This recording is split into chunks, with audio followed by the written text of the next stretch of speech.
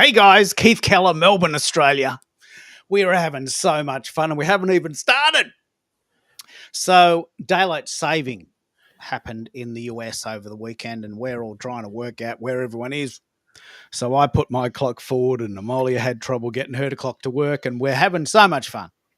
But anyway, this is just technical challenges that you have to sort of put up with when you're a creator.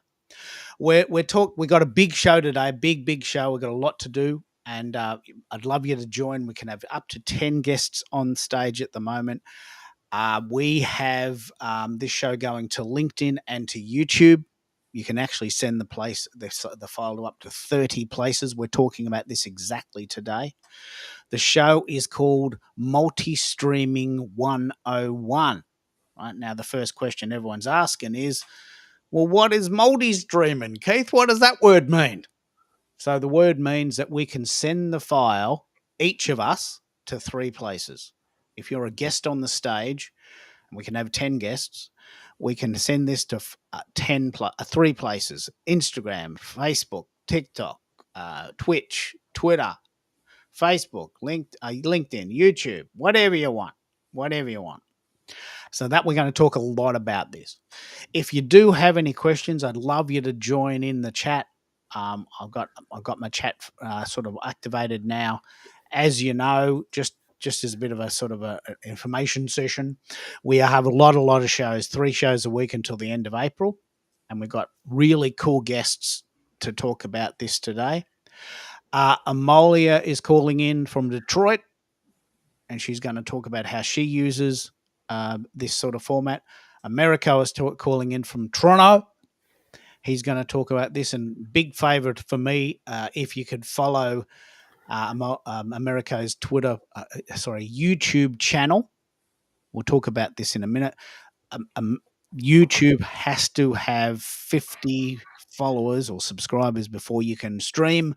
So they've put a limit on that, and so Americo can't, in spite of his awesomeness, cannot stream yet to YouTube. We're going to work on that today.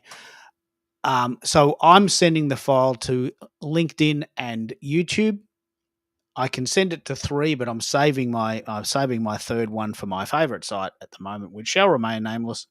And I'll tell you about that in a minute. It's not currently available. I'm working in the background to get that working. One of the questions we're going to ask is, if you are wanting to multi-stream, where are you going to send it? And there's actually a poll. There's a poll in the comments that asks that question. Other than LinkedIn, what else are you using? Are you using YouTube? Are you using Facebook? Are you using Instagram or other? Twitter, maybe. Perhaps TikTok, maybe Reddit. We keep hearing about Reddit. So that's going to be here. One of the things I'm going to talk a lot about today, you may not have seen this yet. Restream has completely reinvented the way we do these shows. And we now have what I'm calling a camera off environment. I'm so excited. There's actually a camera off environment. So if you do want to come on stage, you're very welcome to do that. Turn your camera off, add your thumbnail, and then we'll bring you up to ask questions. So we'll do that in a minute. We're actually going to talk at great length about Restream because that's my favorite site. There are others, of course, and we'll talk about those as well. But this is the main one we're going to talk about. So let me introduce the guests. We have an action-packed show today. I'm going to go ladies first. Amalia, tell us what you think of multi-streaming and how you do it, and what does that word mean, and where do you send the files? Actually, I'm a big fan of multi-streaming, and I didn't know about it, or I should say I didn't really partake in multi-streaming until LinkedIn got rid of audio rooms. But for myself, I stream to LinkedIn, either my profile page or my business page. I did learn, you know how they allow you to do 3 or 5 streaming platforms at a time? Well, LinkedIn only allows you to pick one. So you can't stream both to your LinkedIn business page as Okay. well as your Yep. profile at the same time. So I learned that the hard way. Yeah, I think you're right. I mean, let me just play this graphic out a bit. So you can send your file to LinkedIn, but only one of the choices. So you can't have a LinkedIn profile and a LinkedIn page or a LinkedIn group. You can only do one of the three. I didn't know that, but it does make sense. I'm guessing Facebook's the same. You got a Facebook group, a Facebook page, a Facebook profile. Try saying that really fast. Um, and I don't think you could do all three. And I think only YouTube only has one format, like your channel. But very interesting to know because if multi-streaming becomes a thing, we've got to ask the question: where do we send the file? Where is everything? What's working for us? What I've decided today for the first experiment, I'm sending the file to LinkedIn as normal, but I'm also sending it to YouTube because I have quite a decent following on YouTube relatively, and I've got a channel already. So YouTube has this lovely feature called playlists. So every time the show goes to YouTube, at the end of the show, I'll just add it to a playlist and it'll become like a folder of my shows forever and ever and ever. Such a good idea. What about you, America? What are you going to try and do? I know you've got a big Instagram following, but we're debating whether to send that in 916. Um, Yeah, what are you thinking? so that's where I'm torn, and you and I have spoken, and we're going to go into more detail probably throughout the show. But I am multi-streaming to my Instagram business account as well as LinkedIn, sitting in the wings waiting for that 50 subscriber threshold to kick in so that I can also stream on YouTube. But that's where I get torn. It's IG will allow you to host in both 16:9 and 9:16 aspect ratio, but it favors 9:16. If you're streaming on 16:9, it looks distorted when you're replaying it on your profile. So aesthetically, as much as I want to stream with good intention, I'm kind of torn as to how to do it effectively without altering the viewer experience, because it's something I'm still trying to wrap my head around. Yeah. Well, let me just pick up on what's happening here. So there's two basic ideas with streaming. One is 16:9, which is panoramic, like looking at the TV or watching it on a laptop or your PC or a Mac. And that's the format that I prefer: landscape mode, portrait, panoramic mode. It's sort of cinematic. I like this format. But Instagram and TikTok prefer 916, the format of having it on your phone. And if you use Instagram and TikTok, you'll know what I mean. I don't use either, but apparently they're both very, very popular.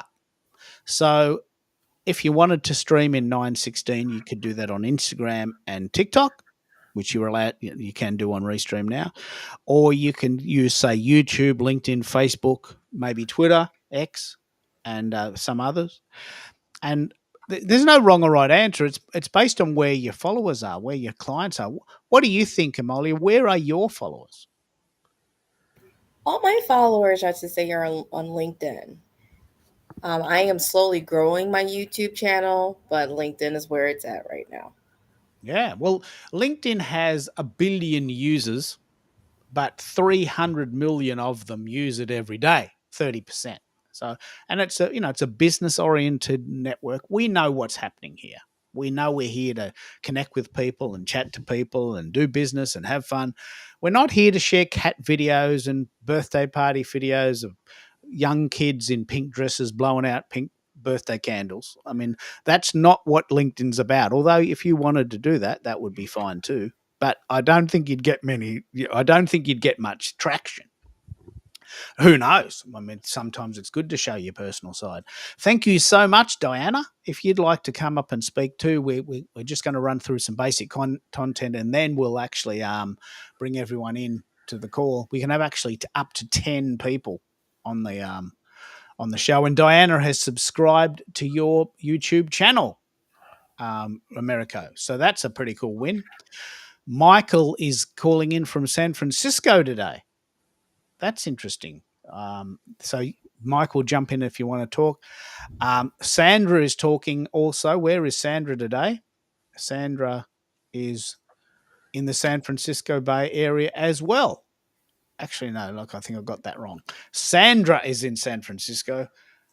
Michael is calling in from it with his thousands of followers are on Discord. So actually, this is a very good point. You can't stream a restream file to Discord. Unfortunately, that is not part of the rhythm yet. But maybe they'll add that later.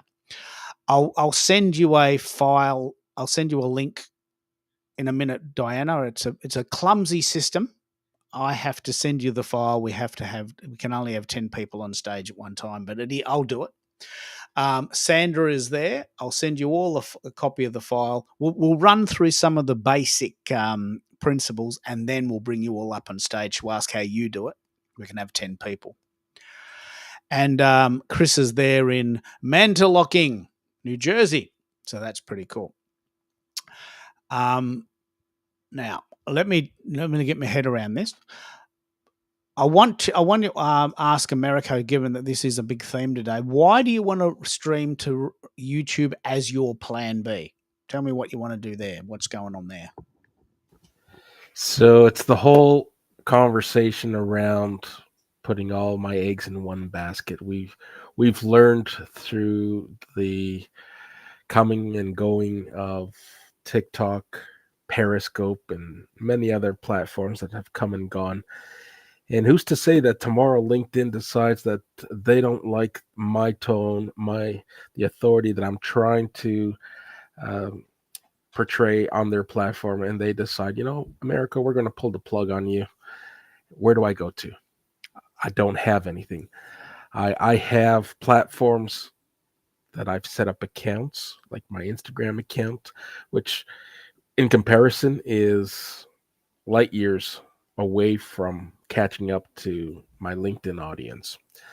But I got to move these placeholder accounts and ensure that they become active so that I can raise awareness and be seen, heard, and remembered on these platforms, and kind of tie it into my entire personal branding message.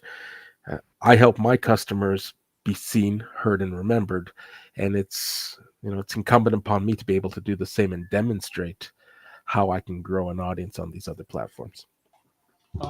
Look, you've said a couple of really valuable things there. I've had fervent arguments about the idea of a plan B. Oh, mate, there's so many. I just want to do one. Well, that's a good idea. But what happens if you wake up one day and LinkedIn says, guess what? We don't agree with what you're posting. We've changed. The leadership has changed. Someone else bought the company, and we've decided we're not allowing you to post pictures of girls blowing out pink candles at their birthday party, singing happy birthday, if that's what you do. We don't like what you're doing. You can't use LinkedIn anymore, and we're banning you. And that can do that because, this is not your company. They can set the rules. And this has happened to me several times. So you've got to have a plan B. So at the moment, for me, I'm sending this file to LinkedIn and I'm sending it to YouTube. We're going to have a really robust chat with the people in the group today about how to do that and what other things you can do. Diana, if you want to come on stage, could you please add your thumbnail? It's just a simple matter of adding an image from your C drive up into you'll get 3 dots on your page and it'll say change avatar, and then you'll be able to add your thumbnail. Otherwise, we're just seeing you as a DS. We're just seeing your initials, which doesn't look very cool. We've got lots and lots and lots of chats. I think today, Amolia, we have a very strong chance of hitting the 100 comments mark again. Can you tell us how that happened and how many sites are you sending the file to? So usually I try to do 3. I usually do Facebook, LinkedIn, and YouTube. And the way we reach that high number. I love the fact that when we're streaming, all of our comment sections are paired into your one restream platform right now. And for those that are in the background or live here on stage with you, we can see all of the comments that are happening from every person that is streaming all of their platforms. So we not only are being introduced to your network, we are getting introduced to Americo and who else decide to stream. So it's like networking live and, like, I should say 10x visibility. Now, let me explain how that works. Sandra is coming in as a paired comment. What that means is she's listening to this show on something other than what I do. And I get a little message to say, "Hey, you've got someone that you might not yet know. I do know, but in this case, I might not." She's listening on your YouTube, on your LinkedIn account, Amolia. Isn't that cool? It is. It is. And we've actually worked out a way. It's very, very complex. I'm not sure I want to go in it today, but we've actually worked out a way that you can actually make comments on our Discord account. I'll talk about this in a minute in a subsequent show. Amolia uses a really cool site called Heartbeat for her community. It's very lovely. It's very visual. It looks very easy to use. I use Discord. Very similar idea, just a different provider. And Cybervision has found a way to make comments on Discord, which is very, very, very, very cool. So what I might do now, the room is starting to fill up. What I might do is I might actually start bringing in the guests. All lad Mike there, Virginia. I don't know what's happened there. Diana's there, and Mike is there. And can you see? I love this. I just love this. Can you see how each person's thumbnail determines the color of the background? This is a very Uh, important piece of information to know. Hang on there, Diana. that's So okay. this is what multi-streaming looks like on Restream with your camera off. The the actual uh, the actual picture of the thumbnail indicates, suggests a little bit of the background color. And if you see this working now, I'm sort of there with skin tone, but you know, there's slightly different version there, Diana. Don't you think that looks Mhm. cool? I do. I like that. So this is very, very important. How are you using multi-streaming, or the idea of Discord? Restream. And what's your favorite? What's your favorite site? I am just learning Restream. I was subscribed to StreamYard and I wasn't happy with the background options on StreamYard. And it got a little too expensive and I wasn't really needing to stream. But I would like to learn more about the LinkedIn Lives and learn this platform better, because when you go to do an event that you use Zoom for, which I'm using Zoom all the time because I'm very familiar with it, LinkedIn doesn't like those third party links. And so when you're putting out the event notice and you're sending out posts and things like that, you don't get a wide distribution. And I wanted to see how the distribution would be if it was a LinkedIn Live. I thought they would be happier with that. Yeah. So therefore, I need to learn Restream, and I have started a YouTube channel. I have 16 subscribers, sweet 16. So I put my link in the chat, and you're all welcome to go and just subscribe to the channel. It's free. And what I work with is my company's Mindful Job Alignment. And I help job seekers and people in transition, people thinking about making a change, with both the mindful emotional side of job search and the tactical side of job search. I work in both areas. I work actually part time for Lee Hecht Harrison. I'm a branding Oh, specialist yeah. for Lee Hecht Harrison. So I'm writing resumes all day long. But on YouTube, what I have are some recordings of the job seeker groups that I do every other Friday. I do a free job seeker group. I'm doing one this Friday, and Kenneth Lang is joining me. He's my colleague, and we're going to talk about all things resumes this Friday. And then later in the month, I'm going to start a master class, which will be on Saturdays. Starting a new format with that, doing it on a Saturday to try to get the people who are working.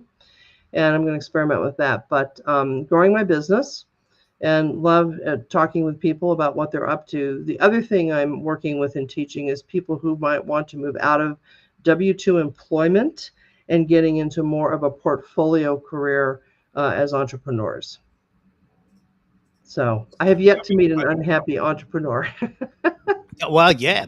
W2, you're talking about 9 to 5, Monday to Friday, one job, Correct. one boss. Correct. Oh, yes, because we probably call it W-2, 9 to 5ers. Yeah. People who want to move away from that. So Yeah. that's Well, what I'm doing. you'll get to see a very good example. We got a lot of comments in here, and I'll bring them in. This is a very lovely site visually, isn't it? Visually, this is a lovely site. Now, Yes, it is. I've chosen that background as an orange, but it could be blue, it could be purple, it could be a number of other things. The choices here are innumerable, and I'll work you through some of the choices as the groups come in. But I'll tell you what I might do. I might bring in Michael, because Michael has got this really cool job seeker group. There's some synergy here. Tell us about your I job know seeker Michael. group on Go Brunch, and how are you doing it? And meet Diana. I think there's actually some synergy there. Yeah. So what are you doing Um, there, Michael? I am kicking off or attempting to kick off a platform. Go Brunch is a very uh, what's the word I'm looking for? It has stick to itiveness, shall we say? Um, the only one thing that's missing is what I call textual permanence. But the idea is to create a platform for job seekers, um, for networking specifically, and also just what Diane talked about, which is pivoting to more entrepreneurial uh, uh, position. Particularly, I think we have this concept of scarcity, meaning we have skills that can be used to create income. But I think we've relegated ourselves to working for the corporate America, the corporation. Mhm. And I think we need to look at that and kind of retool and you know think about starting our own. Is this the room you want me to show? I mean, Michael, you've got to follow Michael. Michael is Yep. probably the best person that I personally know at making these rooms look funky. Like Mhm. these rooms are created in DALI. I use Microsoft Designer, which is very similar. And Michael just has a skill at making these look fantastic. How are you doing that, mate? Tell us about it. And what can we tell us what you're doing with your rooms? They're just so good. Well, the challenge is learning how to prompt. It's basically all in the prompt.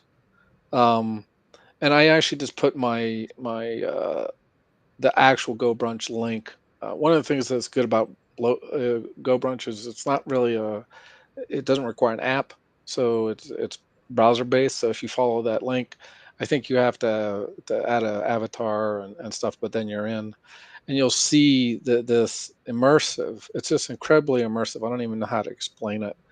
And what happens is when you enter that room, you are you are presented as these little circles. Now these little circles have avatars, or you can switch to your cam. So unlike Zoom, which you have these huge pictures and you can't fit everyone in, I think I had 50. Now I have what's called a stacked room. So I have three layers. I have the roof, a middle part, and then a basement.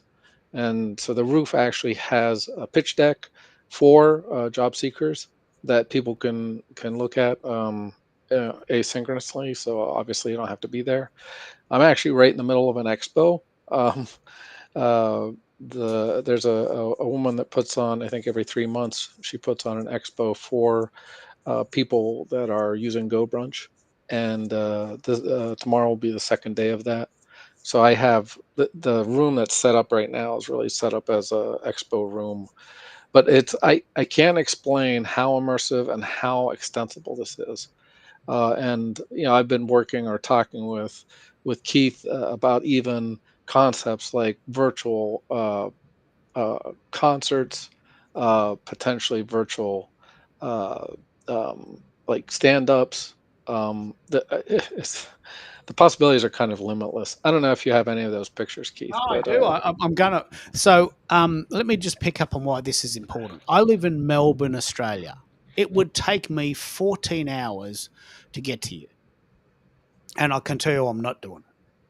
I hate flying. I hate it.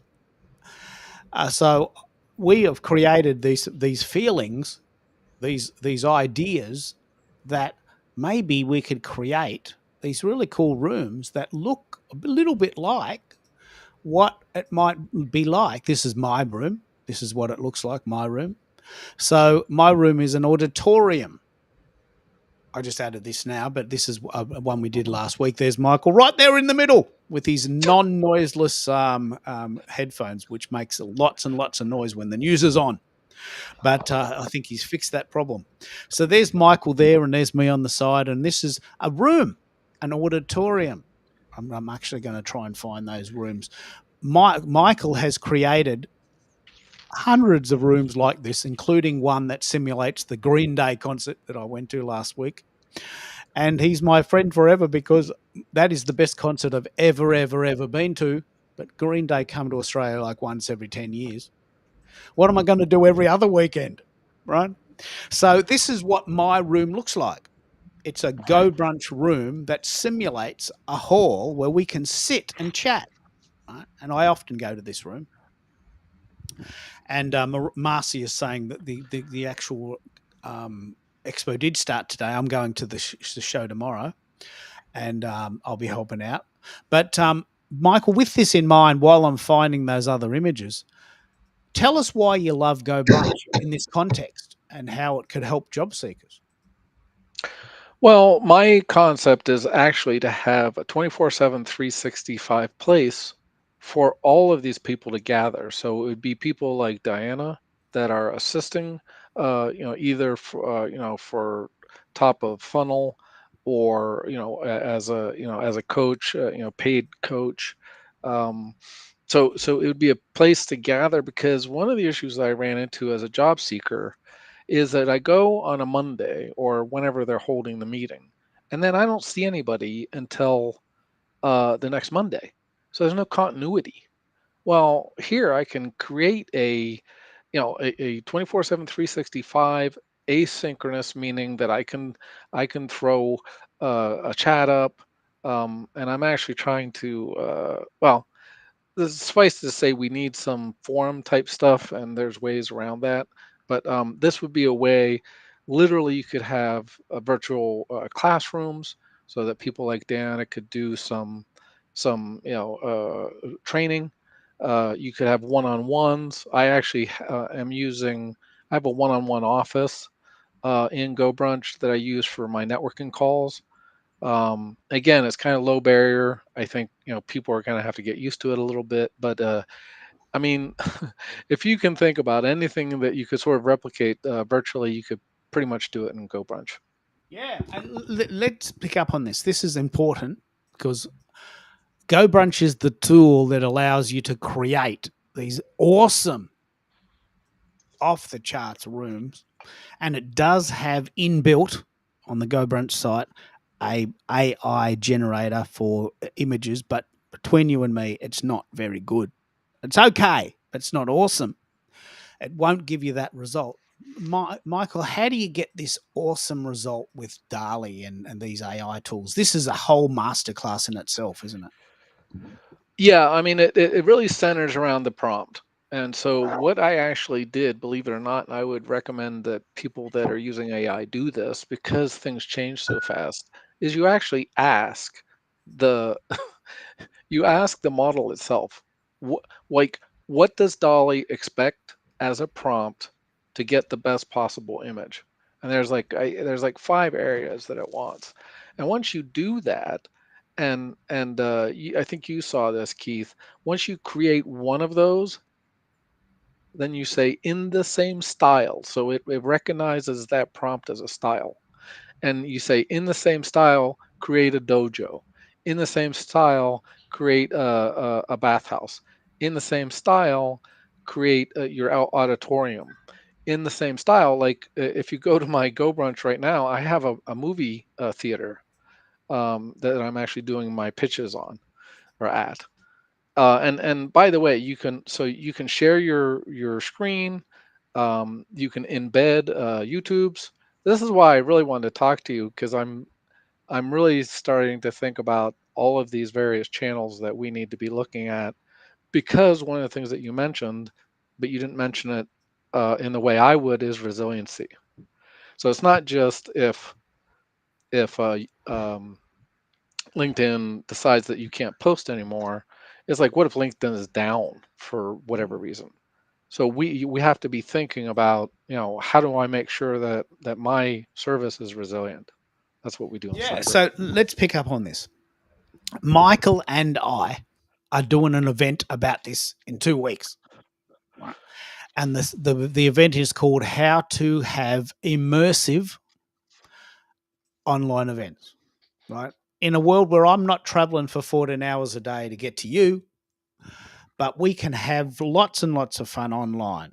Now, Michael is very, very, very good at making these rooms look almost realistic. I can imagine sitting in that chair, sitting in one of those chairs. I've been to rooms like this.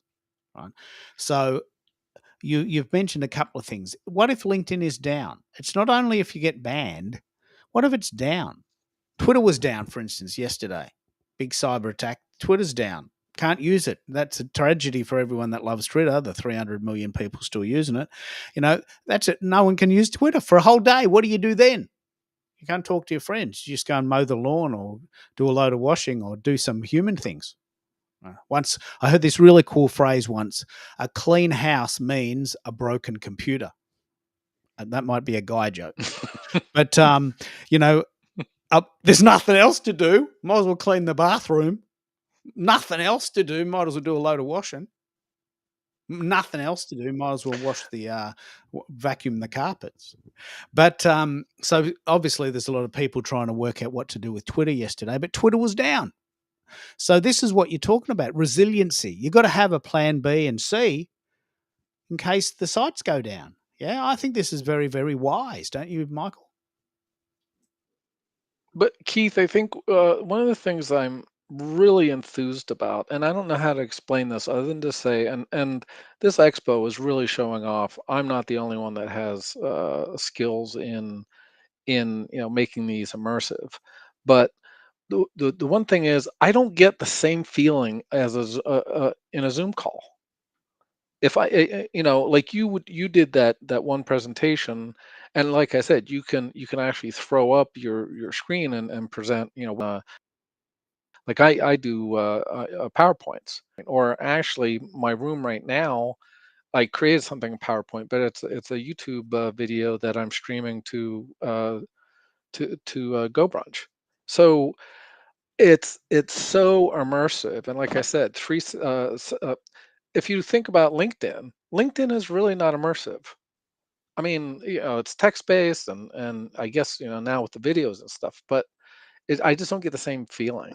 I'm Yeah, really okay. excited about Let's this. pick up on this. This is actually really important. So we've now entered an era which possibly is unique to us in that we can communicate with the host. Right. In the 50s and 60s, when they invented TV, and you're sitting there and you're watching a TV show and you're going, wow, how did they do that? Isn't that cool? Gilligan's Island and, Star Trek. How did they do that? Someone created a show and we watch it. And we are passive listeners, passive enjoyment. Now, what Mike's saying is you can participate. Not only can you talk to the host, but you can feel that you're there. We can create an environment that simulates the real world. And it's not very hard to do.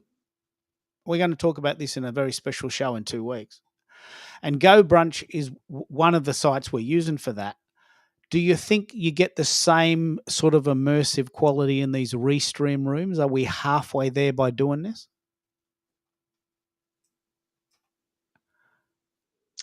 Well, it's better than I think it's better than LinkedIn or Zoom.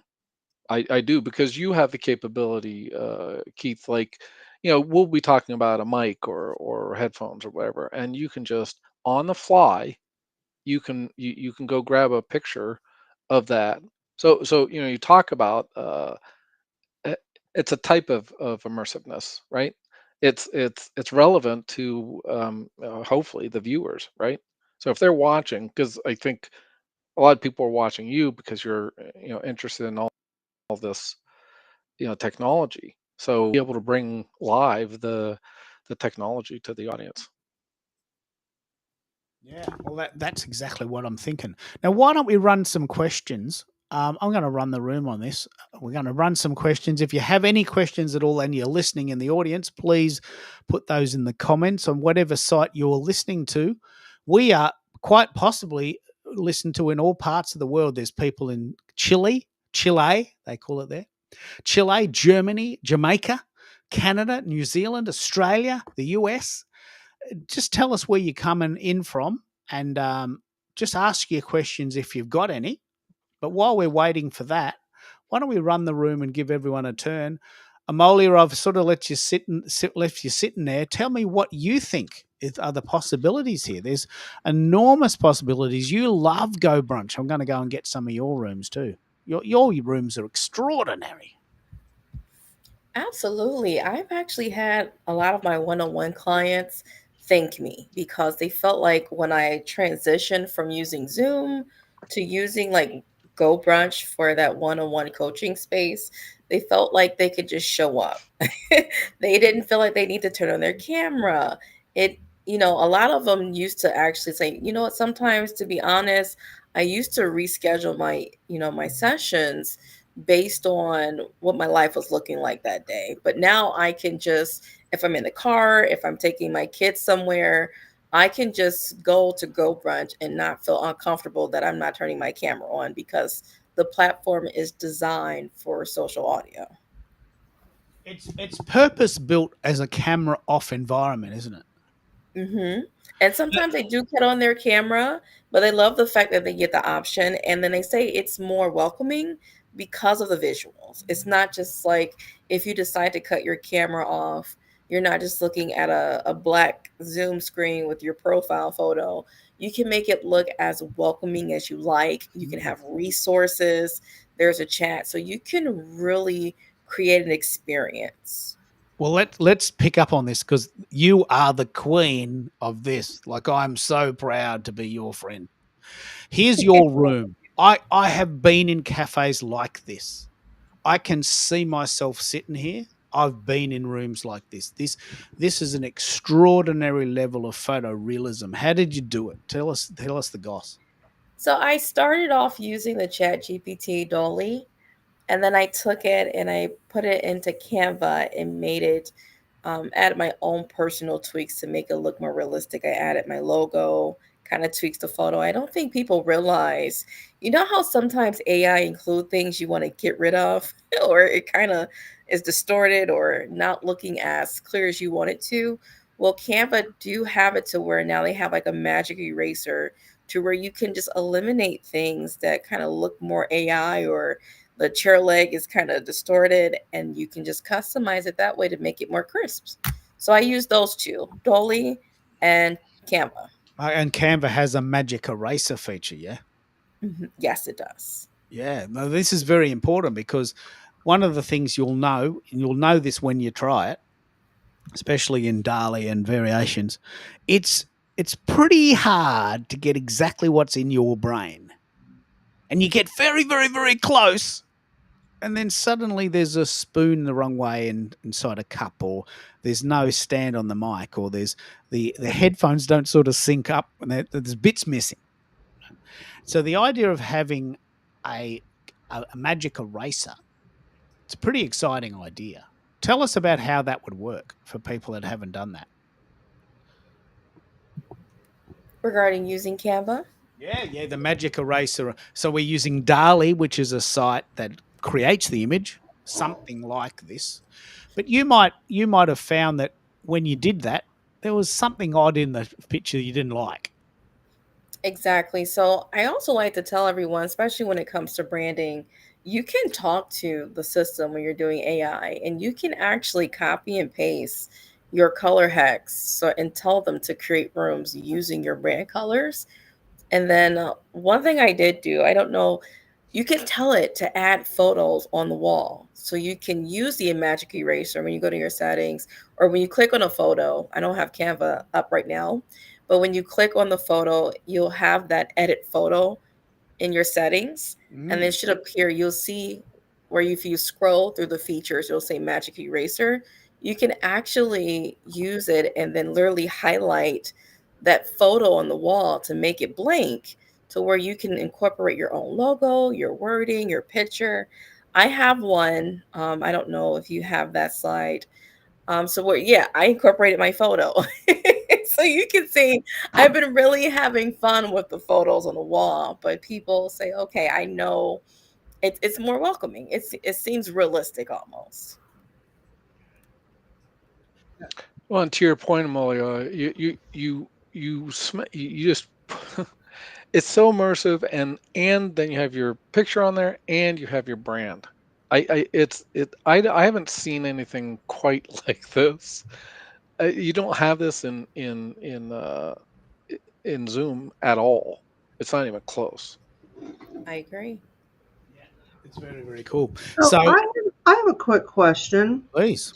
How do we? What's the best way for us to train people? We've been using Zoom, okay, and they're going to come in now to this new environment, and they barely know how to use Zoom, meaning they don't know how to raise their hand, they don't know how to share a screen, they don't know how to save the chat, they don't know how to type in the chat. How do we convert somebody like that over to these beautiful rooms in Go Brunch? I love it. I actually want to get more involved in Go Brunch too, because I loved it. I was on a call with Michael the other day, and I saw some of the beautiful things he did with Japanese themed things, which is what I would use as my background with the meditation and mindfulness. But how in the world do we train these people so they can have a good experience on Good Brunch, Go Brunch, when they're scared to death of learning a new platform? Yeah. Diana, you use Zoom. Okay. You do a master class on Go Brunch on Zoom, which is what they're familiar with. Okay. Share your screen, show them exactly what to do. I wouldn't show them how to build the rooms because they're going to be using the Right. rooms. I mean, you can do a master class on how to build the Right. rooms too, Exactly. No, but but I'm just or Amalia can participate. Yeah. with yeah, yeah. It's real. I mean, the ease of use. Well, I'm a technologist, so I'm probably not the best to speak to this, but you have in essence, there's no special software required. It's you do this with the browser, and it's very limited. I mean, you have to say yes to turning on a mic and a camera, but you have to do that with almost any of these apps. And once you do that, yeah, there's some tricks, but if you're gonna go down this road, Diane, I would just say take them from Zoom, do a master class or a walkthrough on Zoom, and then say, okay, the next meeting, like one of the things I do is when I schedule a networking meeting, I put my Go Brunch room in for the networking meeting. Now, not a lot of people are like, oh, I don't understand. I'm like, well, AI is coming and you're going to have to get used to change quickly. Even us folks that are a little over 50. Oh, yes. Okay. Well, that makes sense. Yeah, I could do something like that, and then be building my room in the process. Yeah. Also, too, Diana, what I do, since I now incorporate it as like my main location for my one-on-one coaching, I incorporate simple instructions and like when they schedule on my calendar in that email, it will walk them through. Make sure if you're using your cell phone, you turn it landscape. Like I give them basic instructions and then I leave the room open so they can go in and play in it with simple Mm. instructions before we jump in. And then I use the first 5 minutes to make sure they know how to turn their mics on and off. If they want to turn their camera, I just walk through like the main toolbar that they'll need, because realistically, they don't need to do all of the other things. They just probably need to know how to turn their mics on and off, where's the chat located, and if we are having a situation to where they want to screen share, I'll go over that component. But they found it very helpful, and I think it's very cool. It gets them excited before the event to actually jump in and see the room and kind of play with it.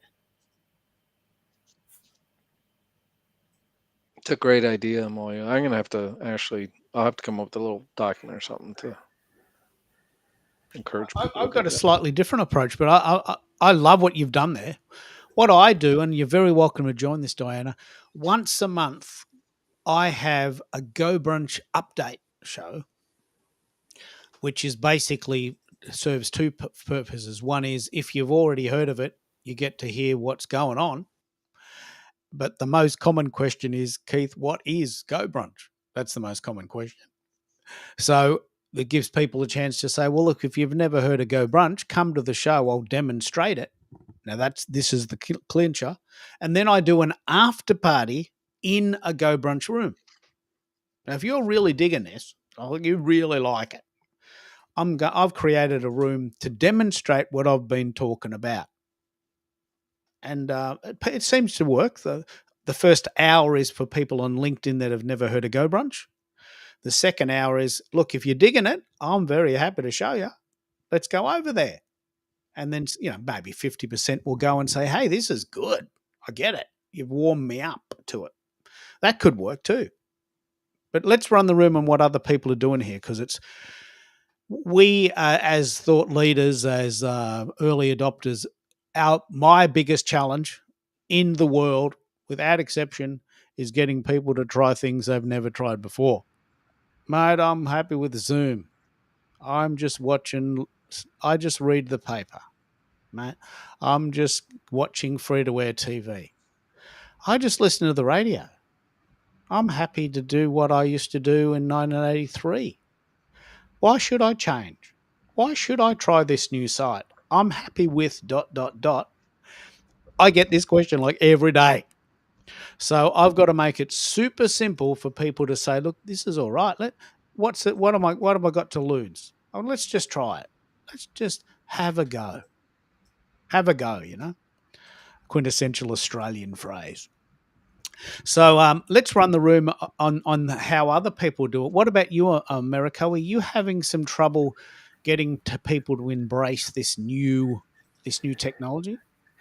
Hey, let me tell you, between Michael and Amalia, you've now convinced me to make the investment that I've been parking. And for the longest time, the conversation was, Go Brunch provides that extra layer of intimacy and privacy, because everyone was worried about, coming to a restream room or a Zoom room and sharing their thoughts with everyone, and this whole comfort level around what was available. And now with the Go Brunch and the immersive experience, I, I'm sold. And I know Richard's not here to answer the question. Maybe between the three of you who are familiar with the platform, for anyone looking to use it for one-on-one coaching and monetizing their rooms, is there an opportunity to plug it into a third-party payment platform, or is that something you got to do? Oh, they're working on that, Matt. They're They're actually working on that. working on that. I'm going to say they're working on it. They're not there, but there are ways. Um, check with someone that are called brunch hackers.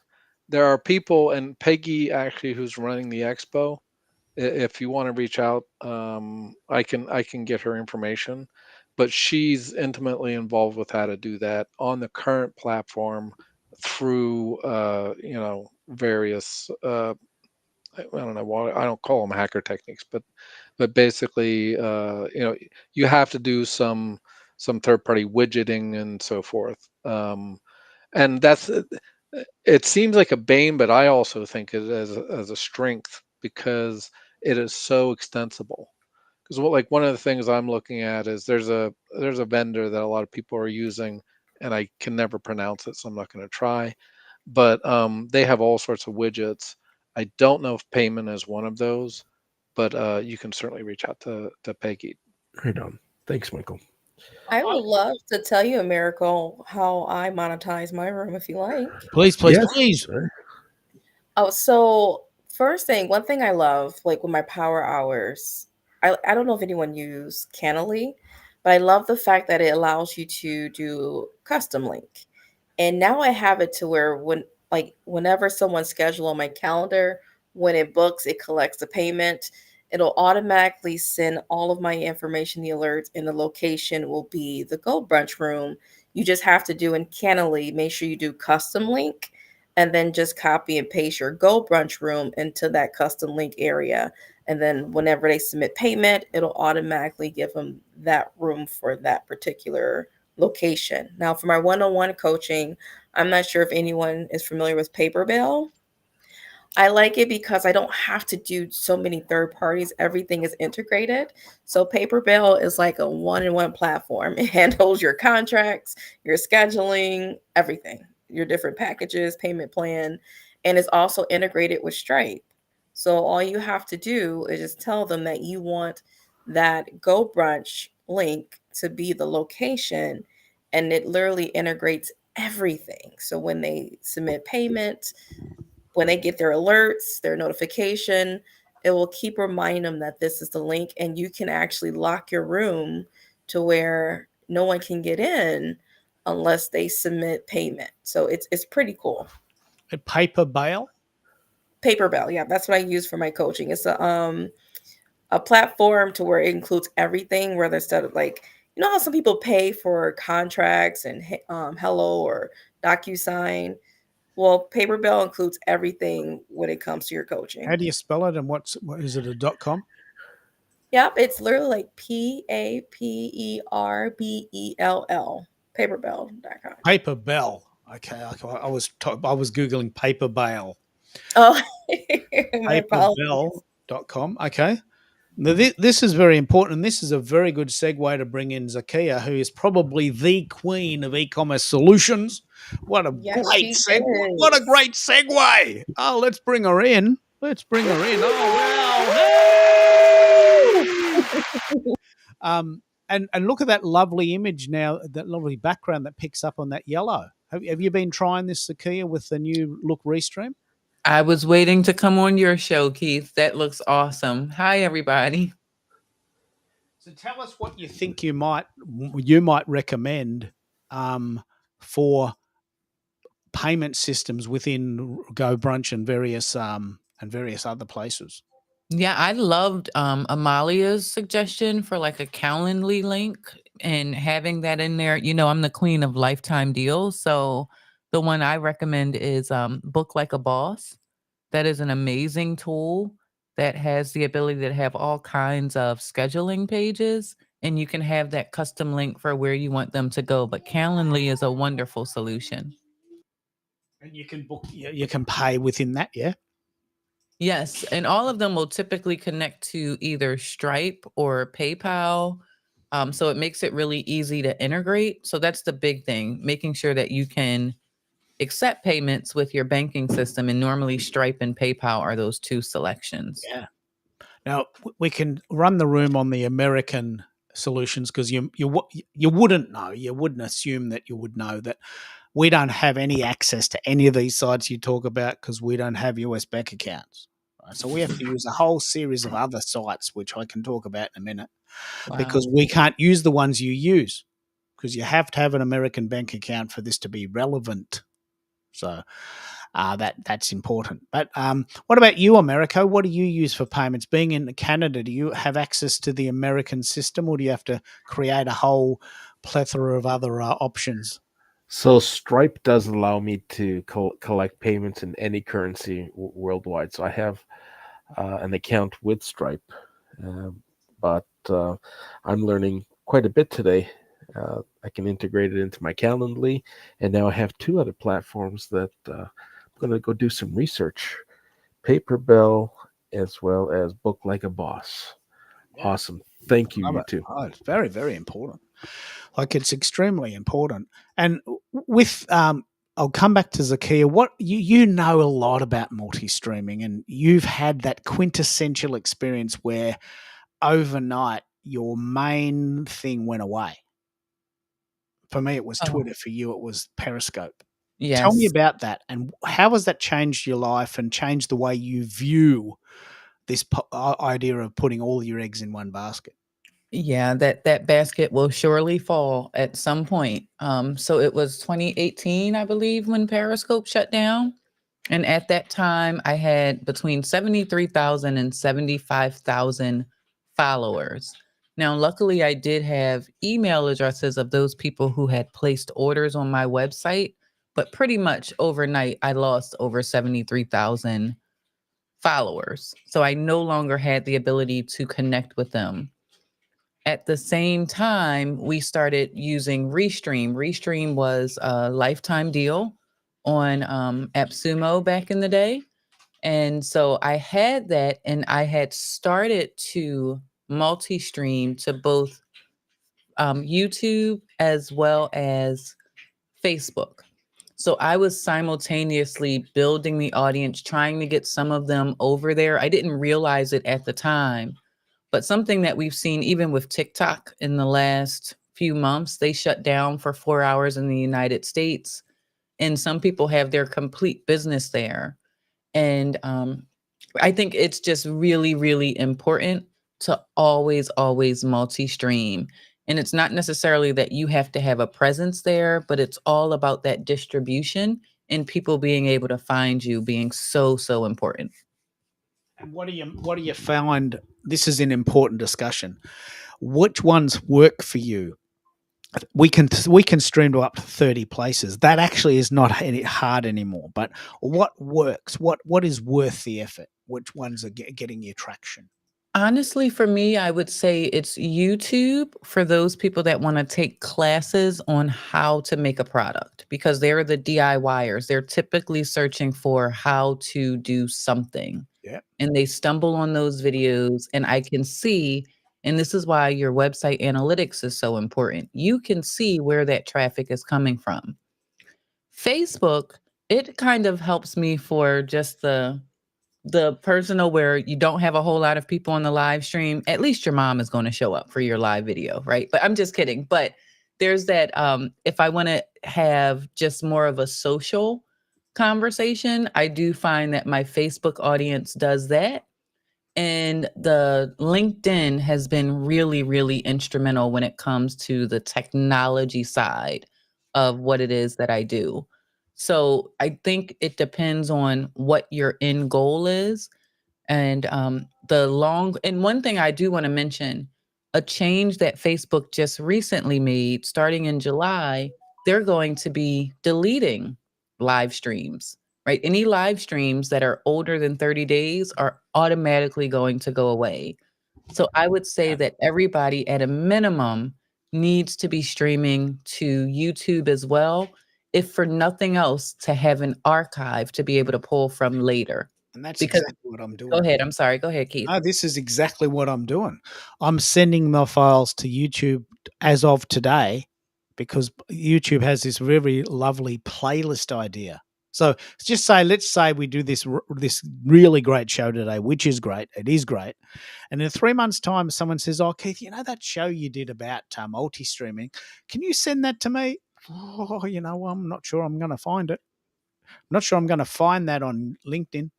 But if I've got a playlist, if I've got a group of sort of shows that I've done in a row, sequentially reversed chronological, I can just simply scroll through them. I know this because I did a live stream in 2020, and they're all still there. This is exactly what you're talking about, isn't it? They're all still there. Absolutely. Yeah. And they're searchable. That's the thing. Nobody has search quite like YouTube has. So if you want that discoverability, if it makes sense for what you're teaching people, definitely leverage YouTube as well, alongside whatever your other primary platform is. And have you had an experience with the 916 environment, Instagram and TikTok? We've talked a bit about this today. We're all a little bit puzzled by how we can do it. Have you been experimenting with the 916 portrait mode style videos? I've done it in the past. It works really well if it's a camera and I'm demonstrating making a product. When I'm doing technology ones and you're trying to share your screen, it's way too small for that. However, if we're following the trends of what the social media platforms want, they want that 9 by 16 because they're all following suit with TikTok and the attention span that we have. So it's a catch 22. It just doesn't fit for the style of video that I create. Yeah, well, this is the discussion we're actually having. LinkedIn is pushing 16 by 9 as we speak. Yeah, tell me about that. They've made a decision that they want 16 by 9, the panoramic mode. Yeah, I don't know why, but they're definitely pushing. You've seen people on their camera, on their like cell phones, taking movies, and they should be short. I think they're recommending between a minute and a half and 2 minutes, and you will get off the charts impressions on LinkedIn. The other thing I was wondering about with Zakia was, are you doing like a subscription model on YouTube? No, I don't have a subscription on YouTube. They take too much of a percentage, but I do have my own community Okay, where they pay a subscription. gotcha. Yeah. Are you doing live YouTube lives or Yes, no? I multi-stream to Facebook, LinkedIn, and YouTube simultaneously. And how do you do Facebook? Okay. Are you going to a group, to a profile, to a page? I think you can only do one, can't you? One of those? No, I go to my personal page as well as my business page. You can no longer live stream with external tools to a group. You have to go native on the Facebook app. So they took that away maybe September of last year. It just completely went bye-bye. We could do a show every day just keeping up with everything that changes. Like we Yeah. could do a show every day and still not repeat ourselves. So what is the difference between a profile and a business page? You can do both of those through Restream? Absolutely. Just depending on what your maximum. So for me, the personal page, Facebook is in business for money, right? So you can get 5,000 people to love your business page. They're going to show your content to maybe 2% of those people, which is why I loved Periscope, by the way. If you were just on the platform, the discoverability is unmatched from Periscope to any of the other platforms. So with a Facebook business page, your discoverability is going to be about 2% to 5% of those people who have liked your page, followed your page. They're not going to show it to them. If you do it on your personal page, more of those people that are connected with you are going to see it. And then because they're tuning in and commenting, their friends are also going to see it. So that's why I do the both. I will say Facebook does have a rule that if you're a completely personal page, you should not be doing business content on a personal page. Oh, okay. Yeah. And they can The ban that. the one thing about that is if you turn it into a creator page, your personal page, you then have the ability to stream your business content on that personal page. Mm. And how does that audience differ for you from the other sites? They don't convert as much in terms of buying. I would say Facebook is the largest group of looky-loos that I have. Yeah. When I look at my Shopify store or my WordPress site, the Google Analytics, they don't lie. My traffic comes from LinkedIn and YouTube. I think I get the vanity, like seeing the great numbers on Facebook, Okay. but the numbers that matter as a business owner are the revenue. Those come from LinkedIn and YouTube. There's a really cool phrase that someone recently coined on Facebook, LinkedIn. They call that free Fiona. So Fiona comes to your site, she goes to everything, she clicks everything, she downloads everything that's free, and as soon as you say, "Hey, we've got a paid system," it's only like $7.99. Nah, not doing it. Well, you've been with me like 3 years. Surely $7.99 is not too bad. You must have got some value out of that time. No, no, free Fiona, we call her. We all know the free Fiona. And apologies if your name is Fiona, but there's always this person that comes to your show, downloads everything, and is so into it as long as it's free. And then as soon as you flip the switch and go, "Look, I got the gas bill's due tomorrow, and what about if you just swing $10 at me?" No, I'm not paying you. Well, then why are you here? Why am I here for you? I got to pay the gas bill, and my phone bill's due tomorrow, and I had to buy this mic, and it's cost me money to run the internet.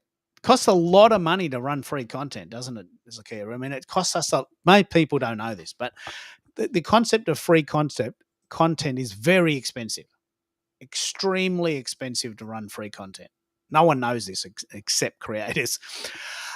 We got quite a few people in the backstage. I'm going to bring Virginia in, but when I tried last time, Virginia, you were in a very noisy environment. I'm just giving you a warning that I might have to cut you off if you're still getting that bad sound. I'll just try it again. That's better. No, you've Keith, got a can I lovely. just add one thing what you just Please. said about that free part? We also need to recognize that these platforms, even though they are free, the bandwidth and the server and the storage to be able to store all of these long form live stream videos is very expensive. So that may be another reason why they are preferring more of the short form, aside from the audience preferences. But the cost associated with actually hosting this content can be very expensive. Yeah, well, let's pick up on this because this is a trend that will continue.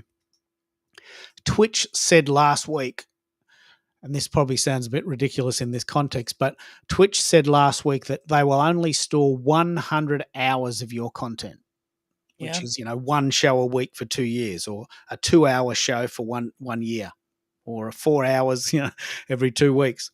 So Twitch will only store 100 hours of your content from now on. And when you hit the 100 hours, they delete the first one. You can only have 100 hours. Now, that's just clever. That's just them saying, "Look, this is costing us money to store this thing that you're not paying for. We're going to call it quits." And all of the sites are going to start doing this. If you don't know, an hour of video is about 1 gigabyte. Really rough figures. My shows go 4 hours. My hard drive is like 2 terabytes, which is 2,000. Is it 2 million? 2 trillion bytes? The point is that every time I do a video, 4 gigabytes goes into my hard drive, and it slows down just that little bit. I do 3 or 4 a week, and then suddenly I feel like a snail. So sites are going to start kicking up about this, which is why you can't often record on the free plans, because it's just too costly and takes up a lot of room. So that's the point there, isn't it? Yeah. And then they've already gotten all of our data to train all the AI. Never mind. I was going to go down another path. They've gotten what they needed from us humans. Now they can kick us off. All right. I'm done. I'm getting off my soapbox. Hi, Virginia. So jump in, Virginia. It looks like we've got a good signal. This is very cool. You've got a bit of pink in your thumbnail, which means there's a bit of pink in the background. Have you tried this new feature? And more importantly, do you have any questions for the audience? Any questions for some of the guests? What are you thinking there, Virginia? Have you got a mic? Let's see if we can get your mic working first. What are you doing? Got a mic working? Are you there? What are you thinking? I'll give her a call. She's only up the road. In fact, she's in, I think she's in Queensland, so maybe the lines are down. You got a signal? You got the signal there, Virginia?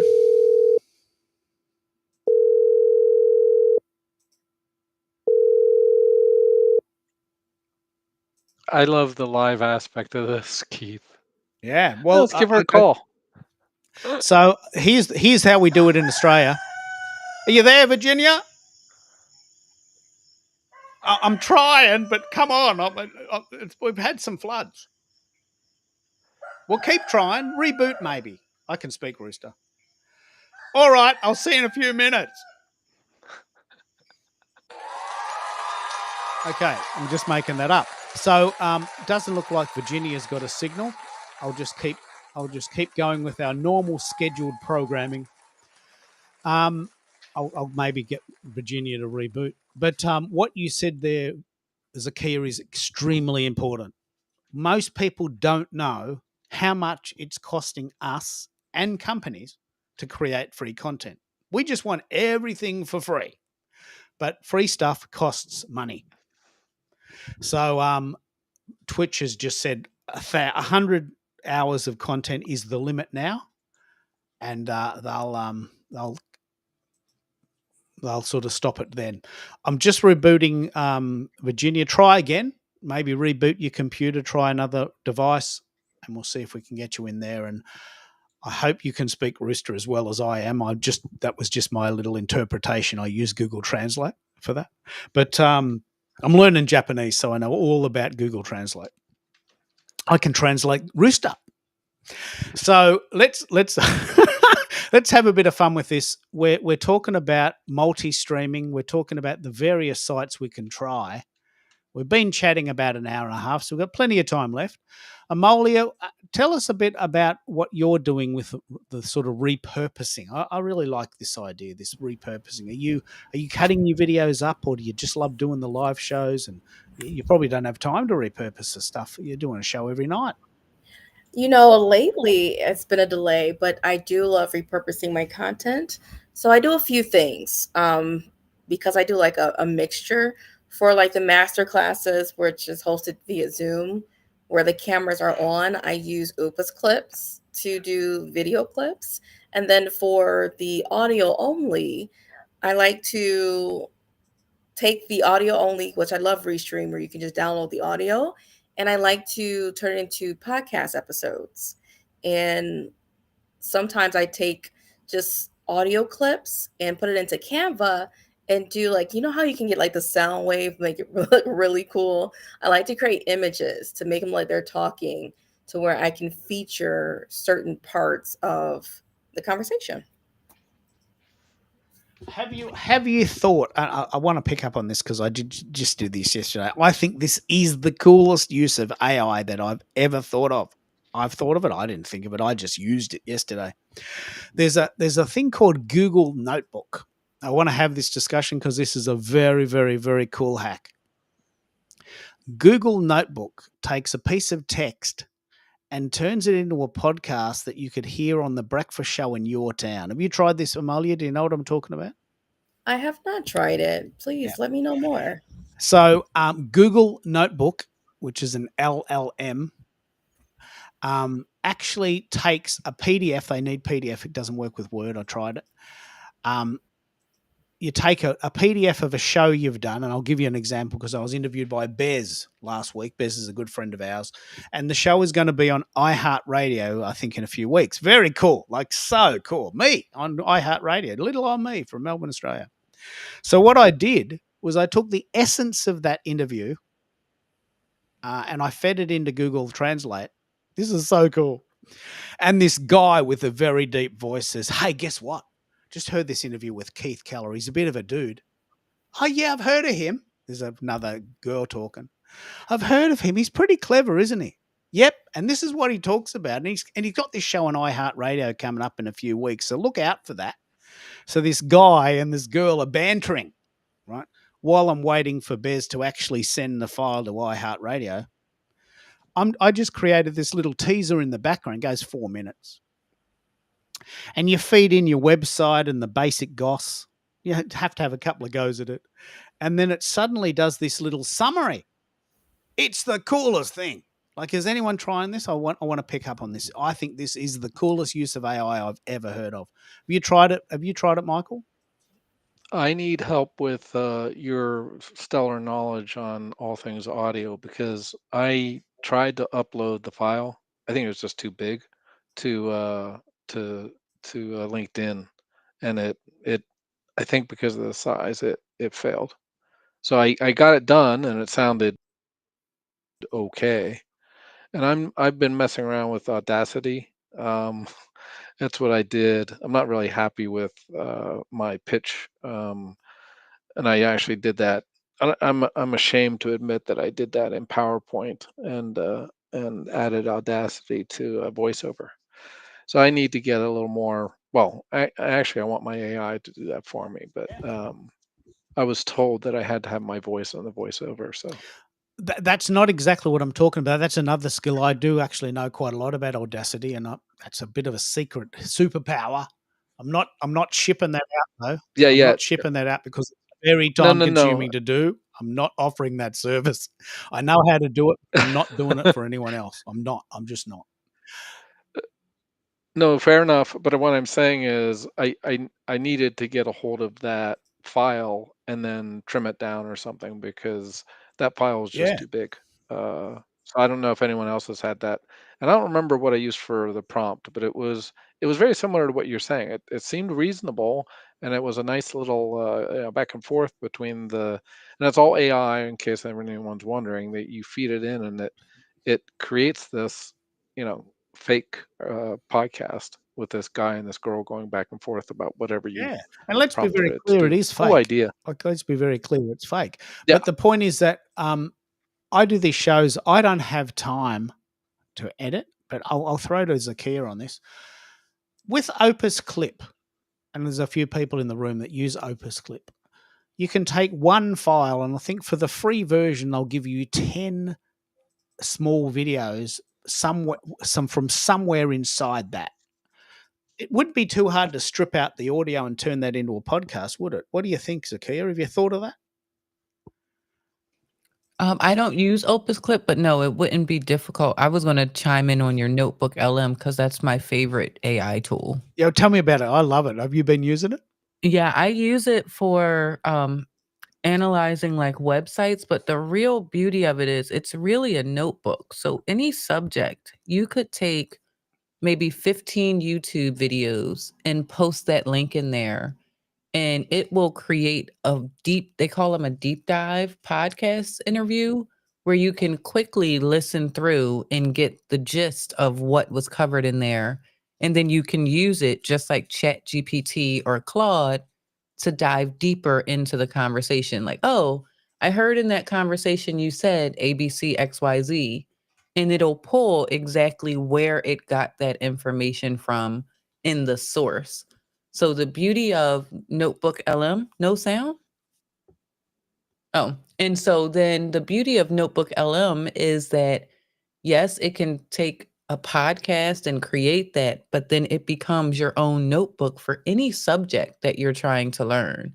So if you're somebody trying to keep up with all things AI, if you come across a website, if you come across a YouTube video, It's a bit like an Evernote type of thing. yep, like your own Evernote, and then it uses AI for you to hear that deep dive, but then also get you can ask questions like you're in a chat specifically around that content that you've fed it.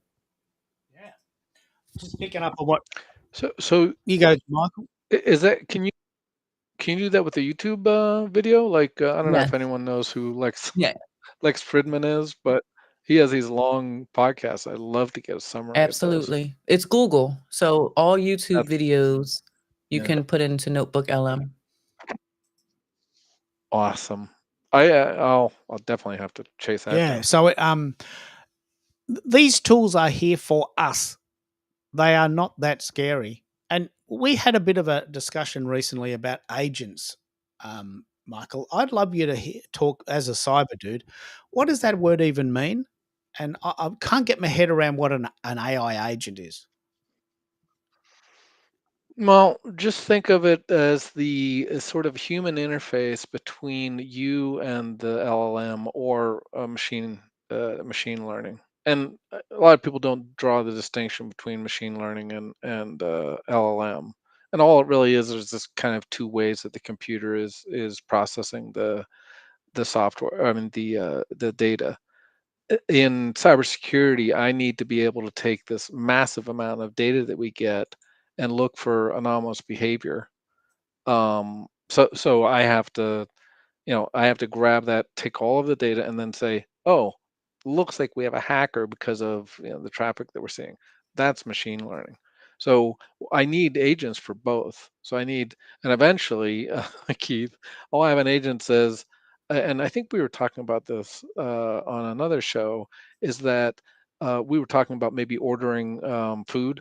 Um, I think with Zakia, but anyway, I'll have your agent talk to my agent, or my agent will say, go, I need to order, whatever online vegetables, and then have them delivered. So it's going to be a intelligent interface between that, and I think it's going to be agents talking to agents, and then eventually talking to whatever is behind that, and that's really going to be the power. So yes, these LLMs are cool, but the power is going to be when we start having special LLMs called, well, I'm calling them SLMs. So it's small language models instead of the large language models. And they're going to be very specific. The reason that's better is that they're going to be trained on just, like airline uh, booking or something. So it'd be very specific. They won't mess up anywhere near as much as the LLMs might. Oh, clever. And all of those are going to be Yeah, talking because back and they forth. know a specific thing. This is very, very, very, Yep. very, very good. Now, apparently, Virginia's got her mic to work, so let's try that. We got a mic for you? I don't know if we do. Let's try it. Have you got your mic working, Virginia? I'm not going to get the roosters out again. No luck. Everything I can see here, it doesn't look like your mic is working from my point of view. So I'm going to cancel that. We'll just keep trying. It's not working. So try another device. I don't know why that's not working. And also Joyce is having trouble. That's a challenge. We've covered a lot of ground. We've got plenty of time to go, but I'm just really interested in a couple of things I want to talk about fundamentally. We are indeed today talking about multi-streaming 101. And what does that even mean? Right, so I'm just regrouping to give you sort of a bit of a decoder. If you have any questions at all for the members of the audience and the members of the panel, please put those in the chat. We still have a little bit more room on the stage if you want to know about that. We are indeed part of a series of shows which go all the way through to the end of October, end of April now. I'm very, very excited to know where is Keith today. One of the things I want you to do for me personally, if you do nothing else, is I want you to go and follow Amolia Americo, because LinkedIn has a limit, and so does YouTube. LinkedIn has a limit of 150 members. YouTube has a limit of 50 subscribers. So I want you to follow Americo there, because he wants to do his shows on YouTube. So tell us a bit about that, Americo. How are you going? How are we going today? Have you got a couple of people joining in? I did have a couple of people subscribe. So for each of you who have done so, thank you. I'll say it publicly. I've replied to each of you in the chat as well, thanking you. Now, I know Amolia has shared that she's got less than 50 and is able to stream. So I'm wondering if it is a geographical limitation, because the Canadian market is so much smaller. Maybe there's tighter restrictions, but I have tried to troubleshoot and waited the 24 hours that is suggested, so that YouTube does their authentication or whatever it is that they need to do to validate my legitimate persona. But all fingers point to my inability to stream due to my lack of subscribers. Yeah. So, and so the URL there is tinyurl.com Journey Logic 2025. I just created that today to make it easy to remember. But if you do indeed love QR codes, Americo has actually created a QR code for that. And all we need to do is get him to 50 subscribers, and then he can join the YouTube family, and we can start having fun on YouTube. While we're doing the rounds, we can all share our YouTube channel. Diana, are you doing YouTube? Is that your thing? Yes, I have a YouTube channel which I've just started putting up my videos of my job seeker groups and my masterclass. I put it up there, let the people look at it, and then then the masterclass videos become private until the next time. But the job seeker videos, and I'm going to start doing more short form videos on various aspects of mindfulness and as it relates to job search. And will Join you my see? channel too. I think I have like 18 subscribers now, so I'm working to get that up to a point where I can live stream as well. Yeah. Well, apparently, you need 50. I don't know. I've got 250, so it works for me. But apparently, you need 50. So, will you? My apologies. I did post an article in the private chat of a loophole of how to get around it in your settings. So Well, let me thank know if you. that works for you guys. Let's pick up on this. A loophole. Yeah. A loophole. This is very special knowledge. This is what we do. We're like the sort of the Justice League, and we're just all helping each other. So what's the hack? What do you need to do? You know what? I just posted an article. I didn't deep dive into it, but I feel like it was more so me playing in my settings. When I went to, I actually, you know how you go to YouTube? In your YouTube studio, at the top, it has like a go live button. And I can't remember what I did, but the article did go more in detail. So I did share that with you guys in the private chat.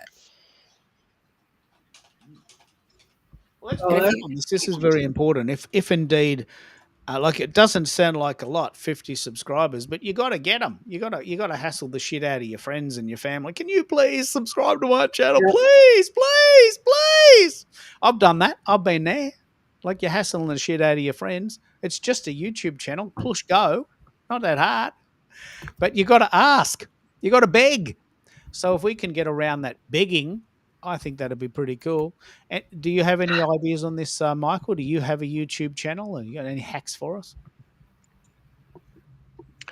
I don't have a hack, and like I said, I just posted. I had one a while back, and I have to figure out what a branded versus non-branded is because I'm trying to sign up for free. Uh, People give away memberships to their YouTube channels, and if I'm branded, I can't get the I can't get those. So I have to figure that out. And I actually want to rebrand my LinkedIn. I mean, sorry, my YouTube channel. Um, and so I'm gonna have to come up with clever marketing for that. Yeah, very important. Virginia is trying to keep going, but her mic is just not connecting. So I don't know what that is, Virginia, but your mic is just not connected.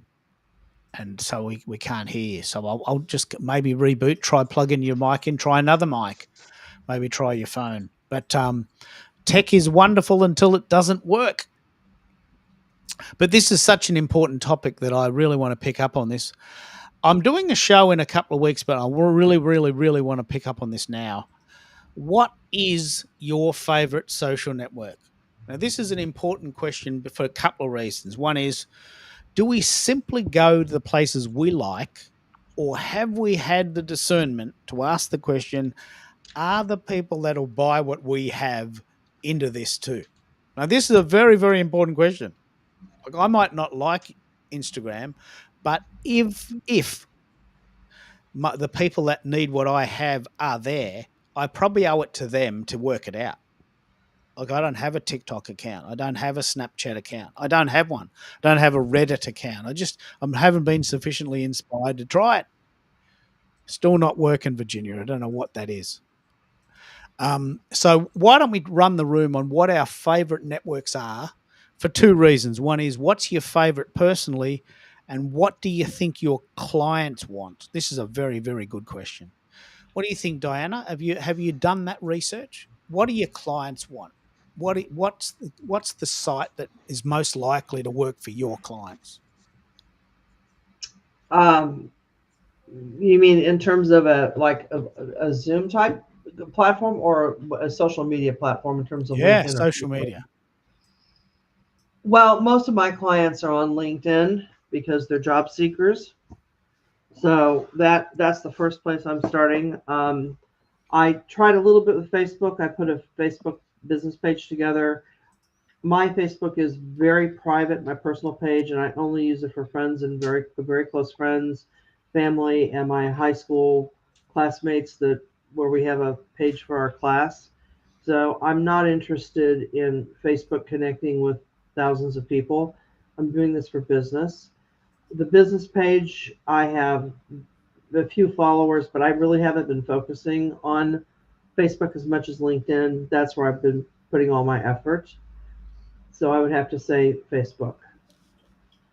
So Facebook is your plan That's B. the main platform. Yeah. Then the YouTube is starting up because I can see more opportunities with YouTube down the road. Plus, if once you get up to another certain threshold, you can start monetizing it.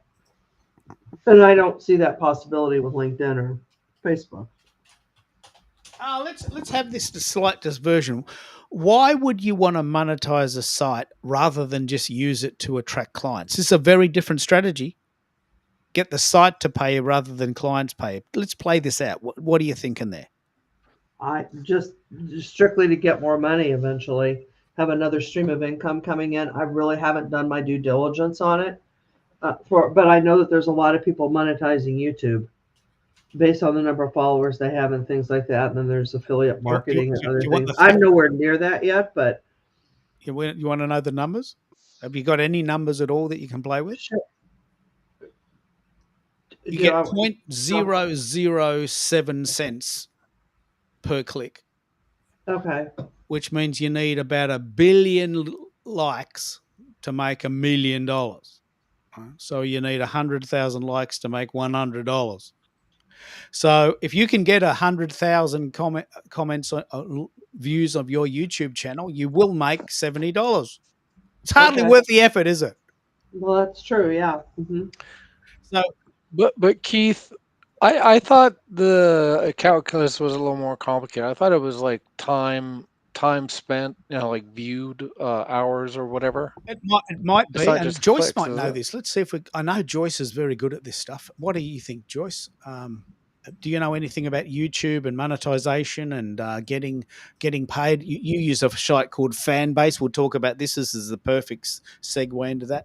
Let's talk about monetization in real terms. 100,000 views is $70. Is it worth it? I mean, is it worth the effort? It sounds glorious, but can you do it? What do you think, Joyce? I'll give you the floor. Hey everybody, so I finally got my settings in my device. It's real tricky, but you can hear me okay? We can. Good. I use YouTube, but it's mainly for my library. So I have a lot of informational YouTube streams that I do, but I multi-stream too. Now the monetization part, that's still green for me. But I wonder too, that's a good question.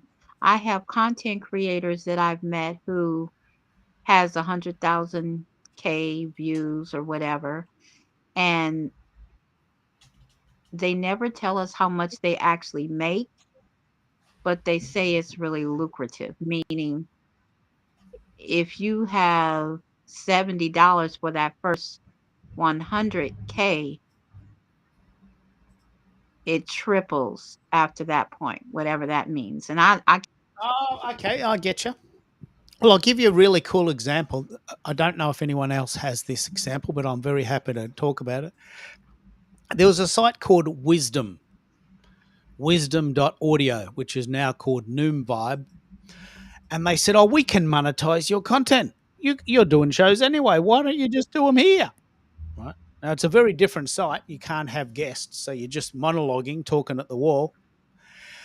And you can have one sort of guest at one time. I didn't personally like the site, but I did the research. I worked out the type of show that I would do, these 3-hour shows where I have all these guests on, would make me about 75 cents. I think one day, $1.50 on a very good day. I'm thinking, I don't like the site. I'm working my guts out for $1.50. I mean, I wouldn't get out of bed for $1.50. I mean, like, what can you buy with $1.50, But right? So Keith, I think we might be coming at this the wrong I way, was though. gonna If you have eyeballs, yeah, let's throw some round numbers out. So let's say a million. So you got a million views on a regular basis. Then you can start pitching, or I don't know exactly how you go about letting people know, but I'm sure you start pitching for sponsors, or they start pitching to you. I think it works kind of both ways. So you're like, and you can do it two ways. I don't know if you've seen it, but there's people that are doing what's called in YouTube or in show. So they're not paying you, or YouTube's not paying them for sponsors. In other words, probably because of what you said is they'll take too much, or someone said they'll take too much of a cut. So they actually go get sponsors and then say, we're sponsored by, blah, blah, blah. And then, again, if you have that many eyeballs, you can start charging for, a given rate. Then that's how you monetize. And that's great, there's but that also something to consider. So I am monetized on YouTube. I don't get millions of views, and I would get an average of $25 a month. So once a quarter, Mm, right? I'm getting a check because you have to get at least $100. yeah. But to Mike's point, it does come from sponsorships, and then of course sending them back to your site. Remember, I said I can see in my analytics where my traffic is coming from for those courses and books and mhm. products. That traffic is a beeline from YouTube. And so, one thing to also know is depending on the type of content you get or the type of content you create, your monetization is going to look very different from somebody that's doing like prank videos, or where if you're doing business videos or um, real estate or finance, those that they can actually charge a higher CPM for, then you'll get a higher rate. It doesn't take a million views to see that. And I'm not saying $25 is not going to allow me to retire, right? But it's a two part there. It's what is the content that you're putting out? How much are those advertisers willing to pay to come up pre roll, mid roll, and at the end of your stream? And then making sure that you do have a path to monetization on your own land. And we talked about that on the e-commerce one, but that's what I wanted to share. So it's not just clicks, it's multiple ways to monetize. Maybe after YouTube, basically, like you're Yeah. saying. If the bulk of your traffic is coming from YouTube's. So you're putting the product the content out, and you're not getting monetized at that Mhm. level, but you're getting monetized because people are coming to your site and spending the money there. This is the good discussion to have. Do you want to pick up on fan base, Joyce? It's a good chance to talk about how they monetize. Have you worked out the numbers for that? Because from what I can tell, it's $1.50 per hour or something. It's probably not worth it, but I'd be interested to know if you've worked out the numbers. So, We got you. okay. Yeah, I was putting in the chat. Restream doesn't like my mobile device, but I'm working. It kicked me out first. I just got a sad face. But I wanted to say for fan base, they have what's called a currency. They have what's called a love currency. So I like to use it as like a tip, right? A tip option. Because anybody that comes, you know, on your profile and gives you loves, you can get monetized like about 8 different ways on there. So it's more like it's different from any other like social media. They actually have their own currency. So that means if I posted an AI video and you thought it was dope, you could give me up to 1K loves, which equates 1K, I think it's like $50, I believe.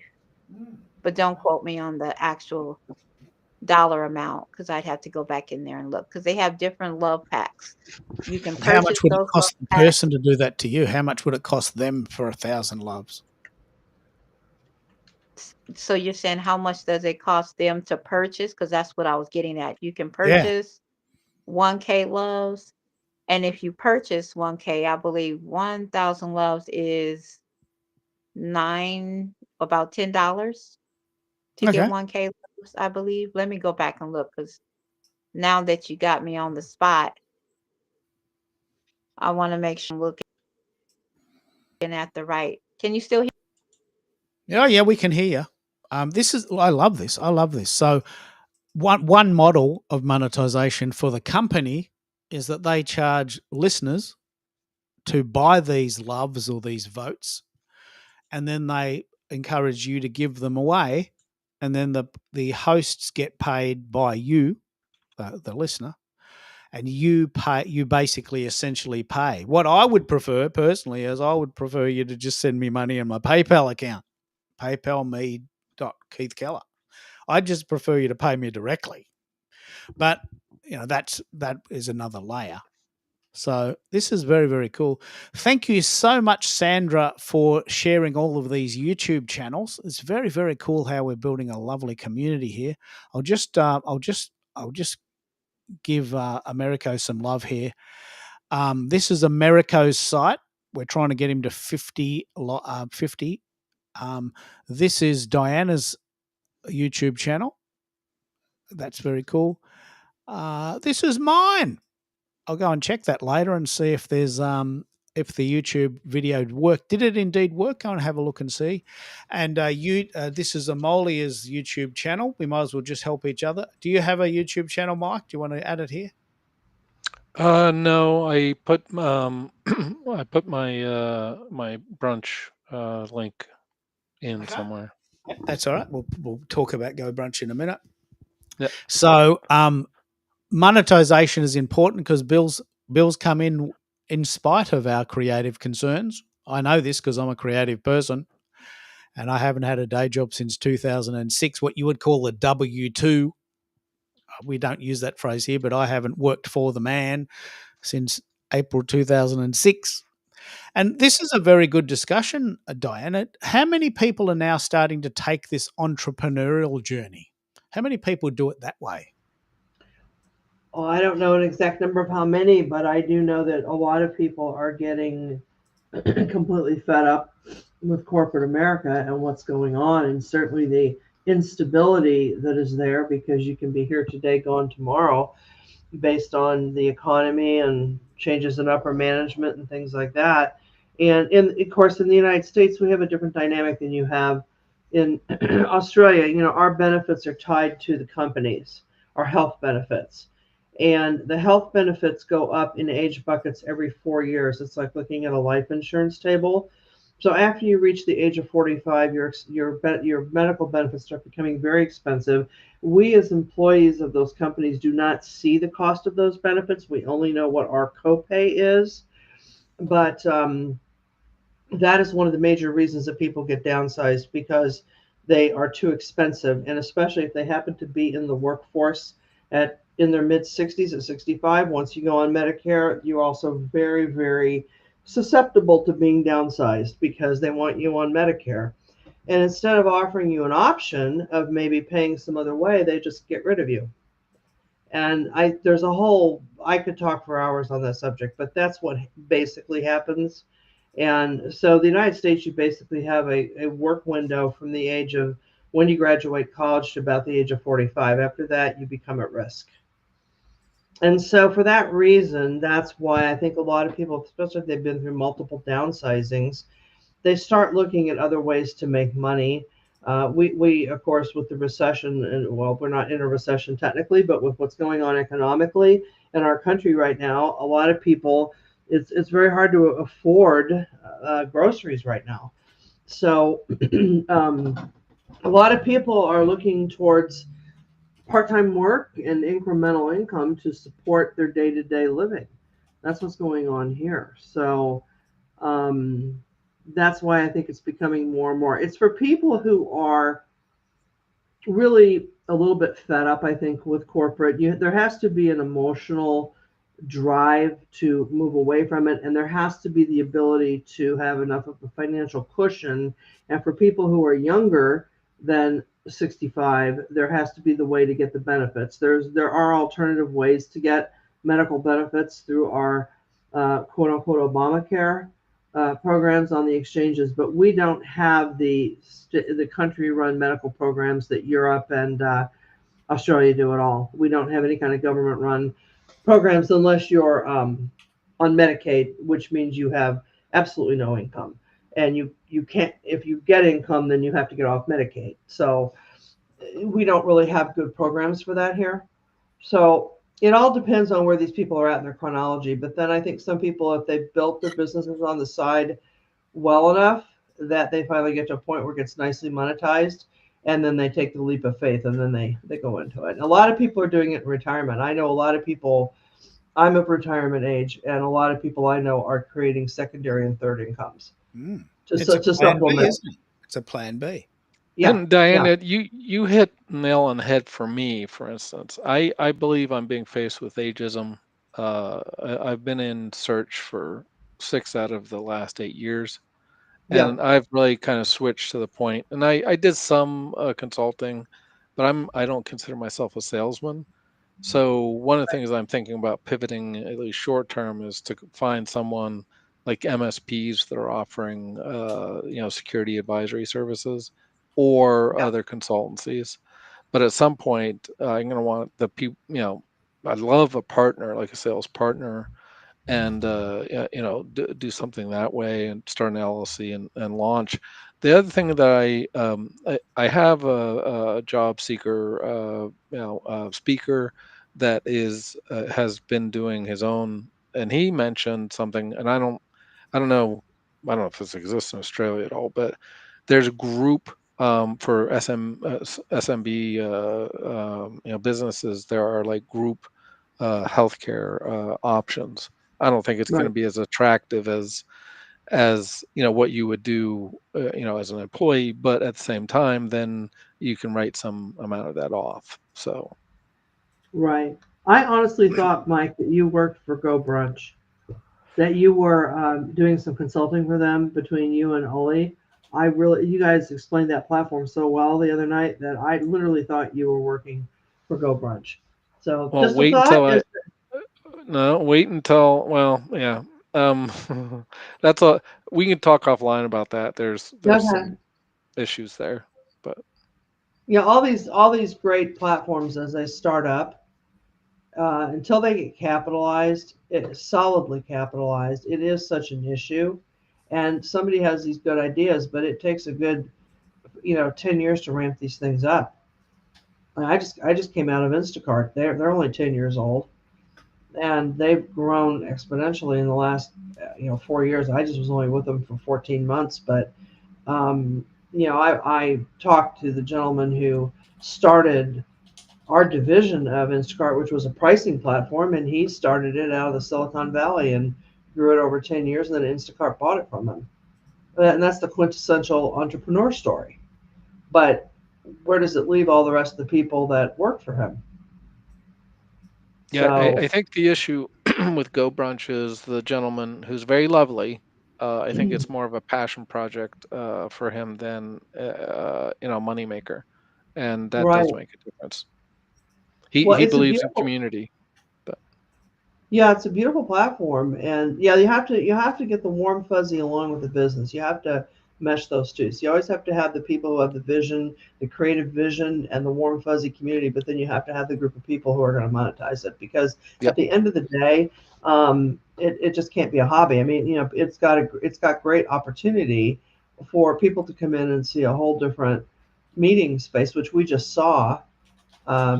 You ought to put up. I don't know if we have time, and I don't know if Keith, but Keith, have you seen his Mike's room scenes that he did that are Japanese inspired? Yeah, They're pretty absolutely awesome. Yeah, gorgeous. yeah. he's going to be putting that Diana, and we're going to be doing a show later on, and he'll be featuring those. And Oh, so I perfect. appreciate the thought, and yeah. It's just amazing though. And one of the things, Peggy is the one that's doing the expo, and she has a group. She's working with business people to use Go Brunch to to achieve. So I think the underpinnings are there, but you also have to have the founder or CEO of the product kind of along for the ride. But I think it's Right. happening. I think the user base, the business heads, the people have business their heads on are using it. Seems like there's a lot of services around like wellness and very similar to what you're doing.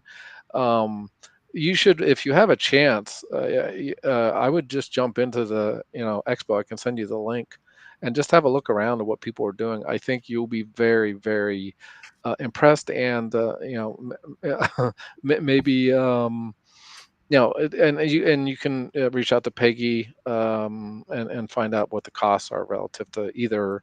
I can't remember what the thing is, but she has memberships to join this sort of It's virtual called the mall Global space. Business Plaza. Yeah. Yep. Yeah. Oh, that's interesting. Yeah, Mike, can you message me on LinkedIn with that? I think I saw Yep. it today. I know Yep. I saw it. I know I got something on it, and I will do everything to try to get on Bez's call tomorrow. It just if Bez's call was at 6 o'clock at night, I'd be there every night. I'm just But not yeah, an 8 a.m. in the morning girl. I'm sorry. but this is the second. I hate to say this, but this is the second day of the expo. I'd really try. I'll give you the link to the expo itself because you have all these business people that are actually, they're showing their booth, their expo booth, and they have, like I said, they have services of what you're doing already, and it's I'm not asking for those services, so I wouldn't necessarily know what their rates and such are, but it's pretty inspiring to see all Okay. these people launching this This is stuff. I'm sharing Diane the room that we had last week. Peggy has this unbelievable idea called the Global Business Plaza. And basically what it is that everyone that's using Go Brunch anyway, who doesn't have to be converted into using it, it has the option to join this community and we just share each other's products. Okay, well, Ollie's a French teacher. I'm a tech dude. Peggy's a photographer. People come on the show and say, well, this is what I'm doing, and here's the link. And if you need that, you can have it or share it with your friends. It's in a way like an online BNI. It feels like a BNI to me. But it's much cooler than that because look at the image. This was done in Dali, Yeah. and this is last Friday. This room was glorious, like so good. And it looks Shadow sells. This is incredible. And just to show you how you can make money so many different ways. Shadow makes images with I don't know which AI, but and then she's Mid-journey. She selling uses them. Mid-journey.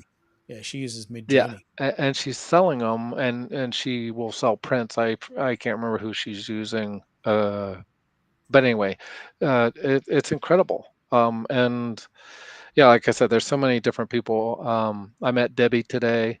Uh, she has something for primarily for women, to kind of boost women and in getting them to be entrepreneurs. Yeah, so it's really cool.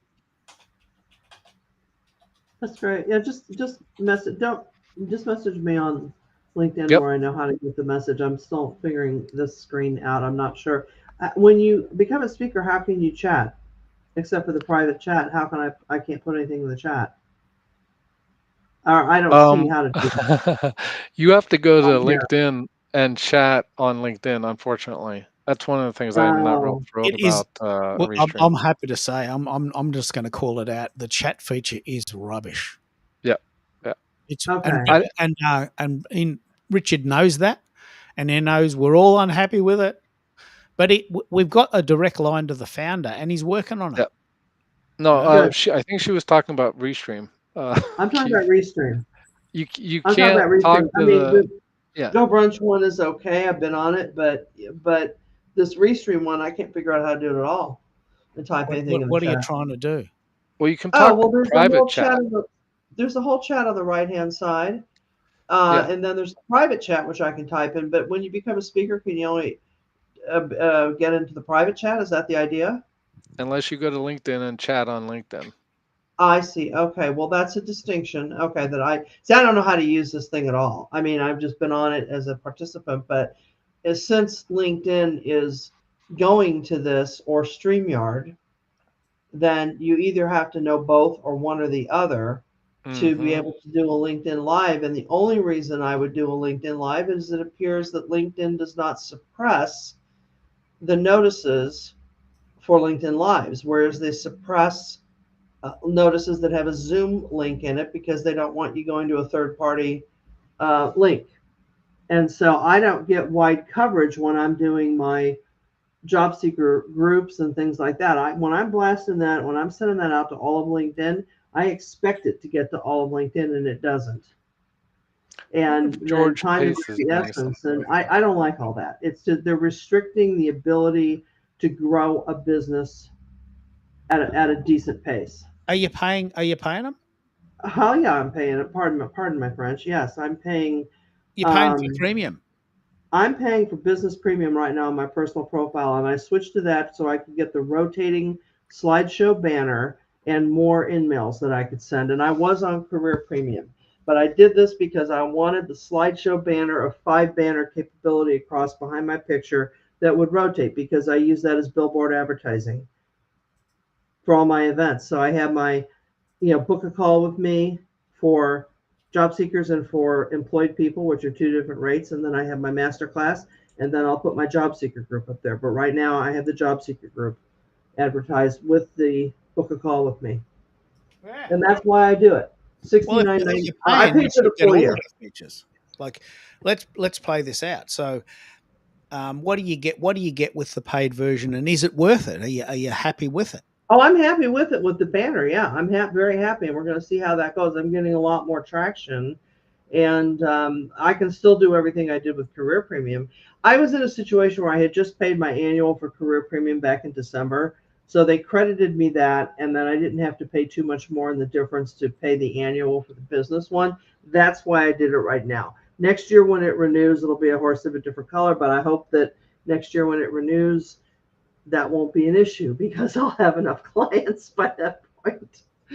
So I love it because I love the rotating banner. Yeah.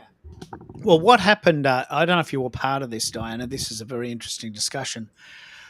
For 3 years, we were able to do LinkedIn audio events from our phone. Yes. They weren't great, but they were free and they worked, and you didn't need any special tech. But then in January this year, you have to have a third party to do this. We Right. choose Restream. I mean, this is a very good choice. Yeah. I think it was Good you who time. was saying that Restream is a better option for you because StreamYard's gone up. I want to have this discussion. So on the free version of Restream, I can send this file to 2 places. It streams in 720p, and I get 6 people on the call. For the Yeah. $19 a month US, Yeah. $30 Australian, I can have 10 people on the call, and I can send it to 3 places. This is a lot cheaper than StreamYard is now, isn't it? Yes, it is. And the other piece about the green screen and the virtual background, you have to pay to get that on StreamYard. You do not get that for free. So if you have I have a virtual background that I use that has my logo on it, and it has my branding picture. And on StreamYard, I could not get that to look right. It looked okay, but I could never get my hair, and my head to look proper. And I've just lost the whole stage. Yeah. No, that's all right. Did you I'm change the playing around. picture? Okay. So I've never I never was happy with the appearance of StreamYard. I thought it was fine to use and everything like that, but I never was happy with the video quality for the money. So I stopped it because I didn't need to restream. I was using it to record videos, which I can do just as well in Zoom and record all my meetings in Zoom. So I stopped that payment, and then I wasn't doing audio events, but I know a lot of people who were affected by that, especially Amalia. Um, so my friend Kenneth was doing audio events all the time, and I was on a bunch of audio events, which was very handy. And then they stopped that at the end of the year. So I need to be learning Restream now if I'm going to do a LinkedIn Live. I don't have to, Ah, but I can do that. And then Go Brunch. I may look. I'm going to look into that more. So I'm going to move my job seeker groups and stuff over to that, so I can have a much better visual. And then to the point that someone made earlier, yeah, you don't have to turn your camera on, which I don't require people to turn their cameras on anyway, but you don't have to do that. And then people just feel comfortable and they can come and relax. And if I can have a more beautiful Zen look to it, then it creates the ambiance I want to create with my brand. yeah. And look, that's a very good segue into the event that I'm going to do with Mike in a few weeks. Do you want to tell us about that event? We're actually called, and I do 3 events a week. Let me just talk about that in a minute. I do 3 events a week, and most people have said, mate, where is Keith today? People have said this to me. Where is Keith today? So I went and got that URL, whereiskeithtoday.com, right? Which I thought was a pretty cute idea. And that takes you to my calendar. And I have 3 events a week until the end of April, one of which is with Mike. And we're going to talk about how to run virtual events on Go Brunch, aren't we? It's going to be a great show. I mean, it's just going to be such a great show. Tell us about what you think that might look like. Mike, what do you think? Well, I'm trying to find the. I have too many tabs up again. Um, I think the idea I think that we had was to split it up into various types of events. So I think we had one was uh, a rock concert, one was poetry, one was a comedian. I can't remember what other ones we had, but I'm speaking with so many different creators, and the literally the world is your oyster relative to what the possibilities are. Um, yeah, I mean, one of the examples is an escape room. We have people that are spending money to go to a physical escape room. Why don't I create one virtually? And even maybe have people go in, like the helpers that you have in the real ones, and just give, they're there kind of just to watch, not really, and to help if absolutely needed. But that one of the creators there, that's basically he's a Superman of what they call the brunch hackers, is he's created as part of his and if you go to the expo tomorrow, you have to look up Claudio. It's in the upper right hand side of the of the expo. He's actually done it's sort of like an escape. It's not technically an escape, but you go through this house and you find all these hidden things, and you have to you get not points, but he has a little thing that tallies up what you've done, and it's unbelievable. And he put that together relatively. I mean, he's a freaking wizard, but he put that together, yeah, like in probably less than a week. So, like I said, I mean, it's unbelievable. And then you see some of the things that these other folks are doing. Like I said, mostly around the services, like health services. But I mean, think of someone that is offering. I mean, it can almost it could be your local and Keith. We kind of touched on this before, but not in the same way.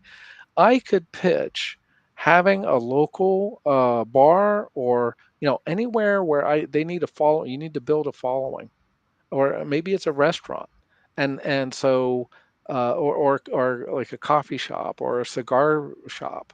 It's like, what are you talking about? Why would you have? Well, you're building a following.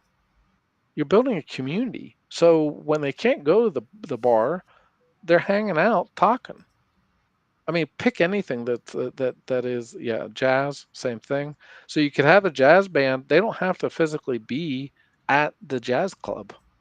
They can go be anywhere in the world, actually.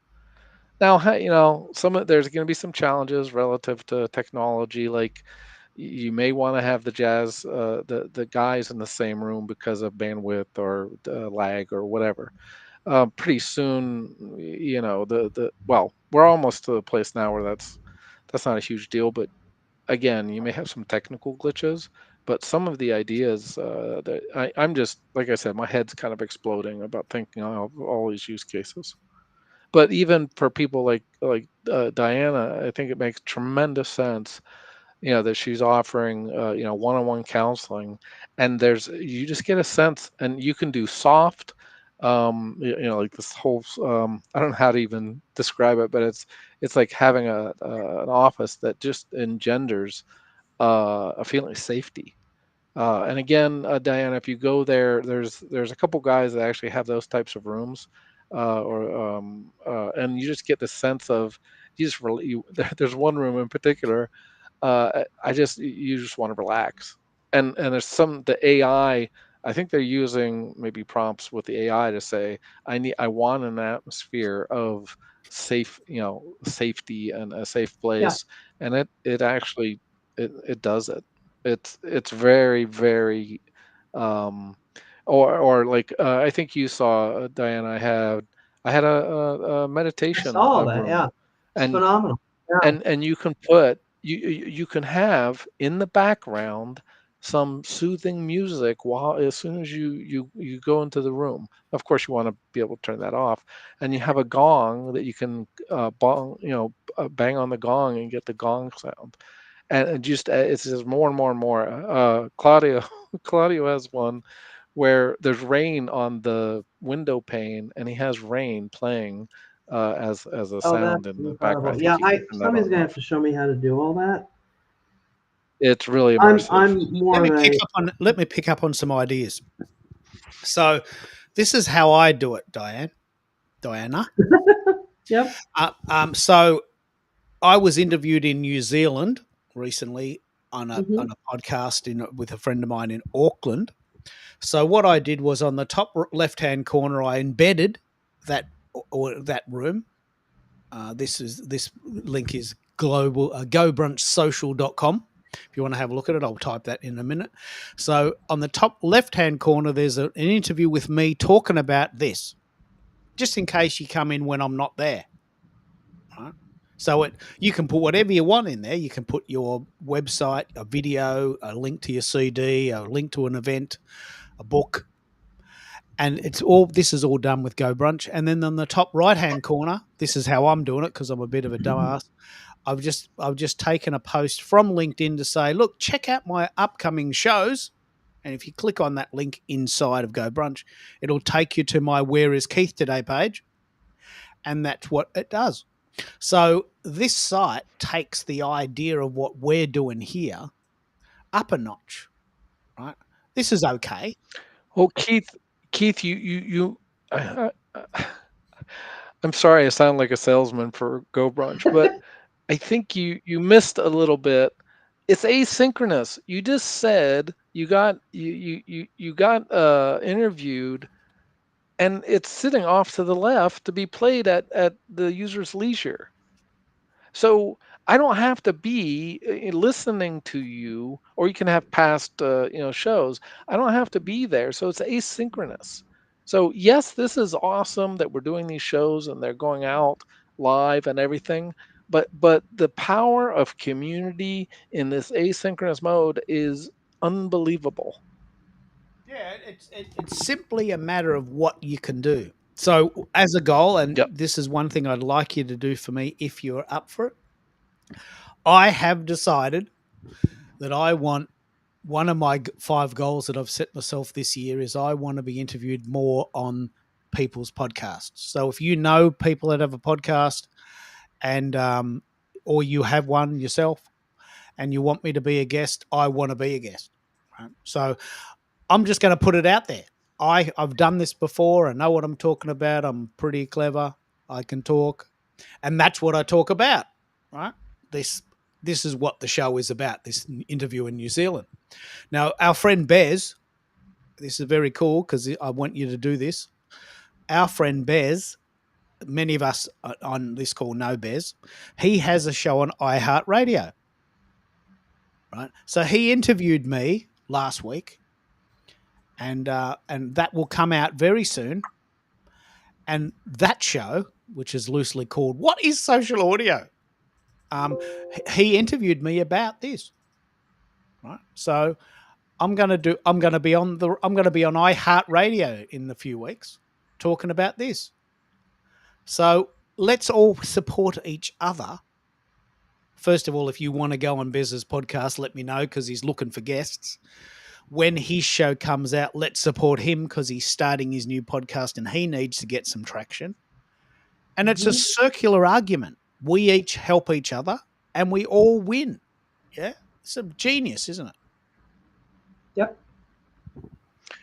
This is one thing, Keith, that is, I think, very special about the Go Brunch population, the content creators, is that everyone is really looking to support each other.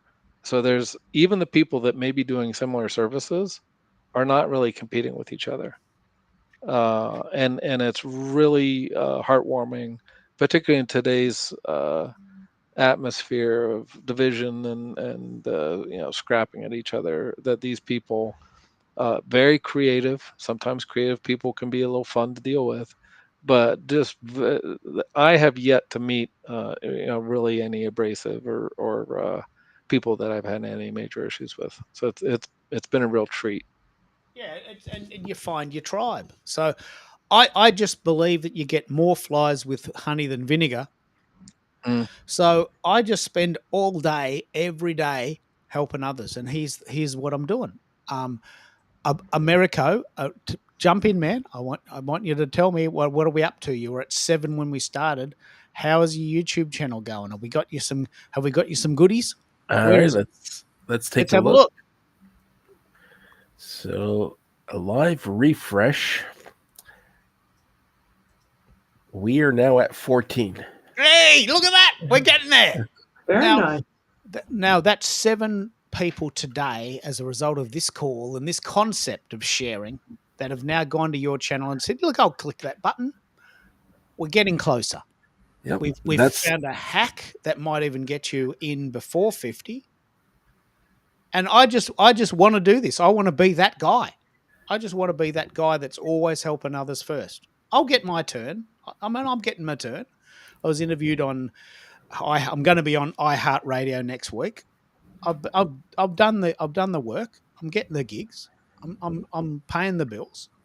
I've got plenty of spare capacity, and I just want to use that spare capacity to help Americo get his YouTube channel going, or Diana get her Go Brunch show up, um, or Mike did his. This room is so cool. It's so cool. This job seeker room. I just want everyone to be happy. Like I'm the quintessential helper dude, and I'll get my turn. It all works out.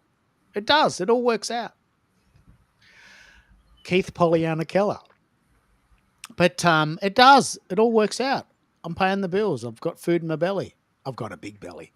So I've got plenty of food going in there. So we all need to help each other. Why don't we take that opportunity now? And please, if you're listening and you want to be part of this, jump in. Let's all give each other the kudos. Mike, we'll start with you, top of the rung. What do you need us to do for you today? What's your thing? What do you need?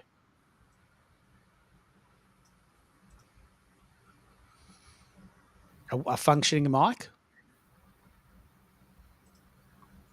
Helps if I unmute myself. I would love for people to come to the Job Seekers Hub and at least have a look and really see the potential, and contact me.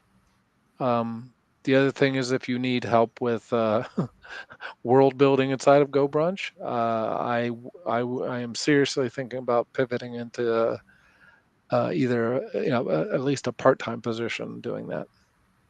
Well, you've got the natural talent to do that. Like your rooms are so good. Like they're just so good that why would you bother learning it when you can do it? I mean, I don't pay people to service my car. I don't know how to do that. I'm not learning that. I'll just pay someone else. I don't pay someone to cook my Thai food on a Saturday night. I could learn to cook green curry and roti, and I could learn that, but I just like going out and getting someone else to cook my meals. I love that. And you have this skill, this absolutely pure skill. So Yep. I haven't gone into this room, but I'll go in and take a screenshot of it. I think it might allow me to. I'm just trying to work out a way to go in there so I don't kill this site. But that's it. So we need to go to your Go Brunch site. We need to have a look at that. And if Yep. anyone needs this done for them, you're the guy using Dali. You're not going to explain how to do it. You're just going to do it. Yeah. That's your skill. Yeah, to be frank with you, I mean, like you said, it's not even so much a skill as for Dolly anyway. It's patience and really working out a system. Once you have the system worked out, it's still you want to be able to create this immersive experience, and so the challenge is really going to be like Diana saw the one that I did for the Japanese flavored one.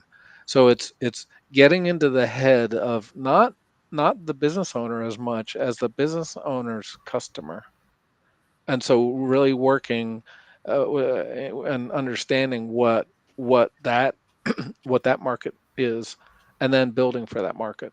And like I said, once you did it, there's some there's some other things behind the scenes, like we're going to have to work on interacting with other things, because the way Go Brunch works, it's extensible, like billing and so forth, and we already talked about some of that.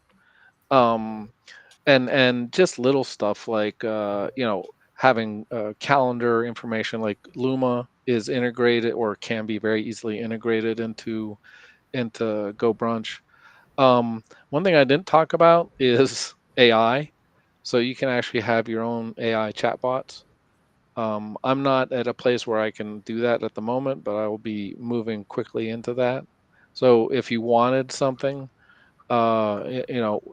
think of it as sort of getting back to that agent that we were talking about, is you could have an intelligent chatbot that you can program with data, and it can answer sort of on your behalf 24/7, 365. you know that you ask it asks for your email and phone number. It forwards that information to you, and then you set up, or you just say go set up a call with me. And in essence, you're having this, the software do all this lead generation for you. It's unbelievable. It's unbelievable. It's mind blowing. Mind it blowing. My brain is starting to fry. it We've been really going is. to we've been going about 2.5 hours, and I can sense that my brain is sort of saying, "Hey, Keith, enough." I can sense that my brain's starting to sort of deteriorate. What about you, Americo? Apart from the YouTube channel, tell us about what you're doing and how can we help you?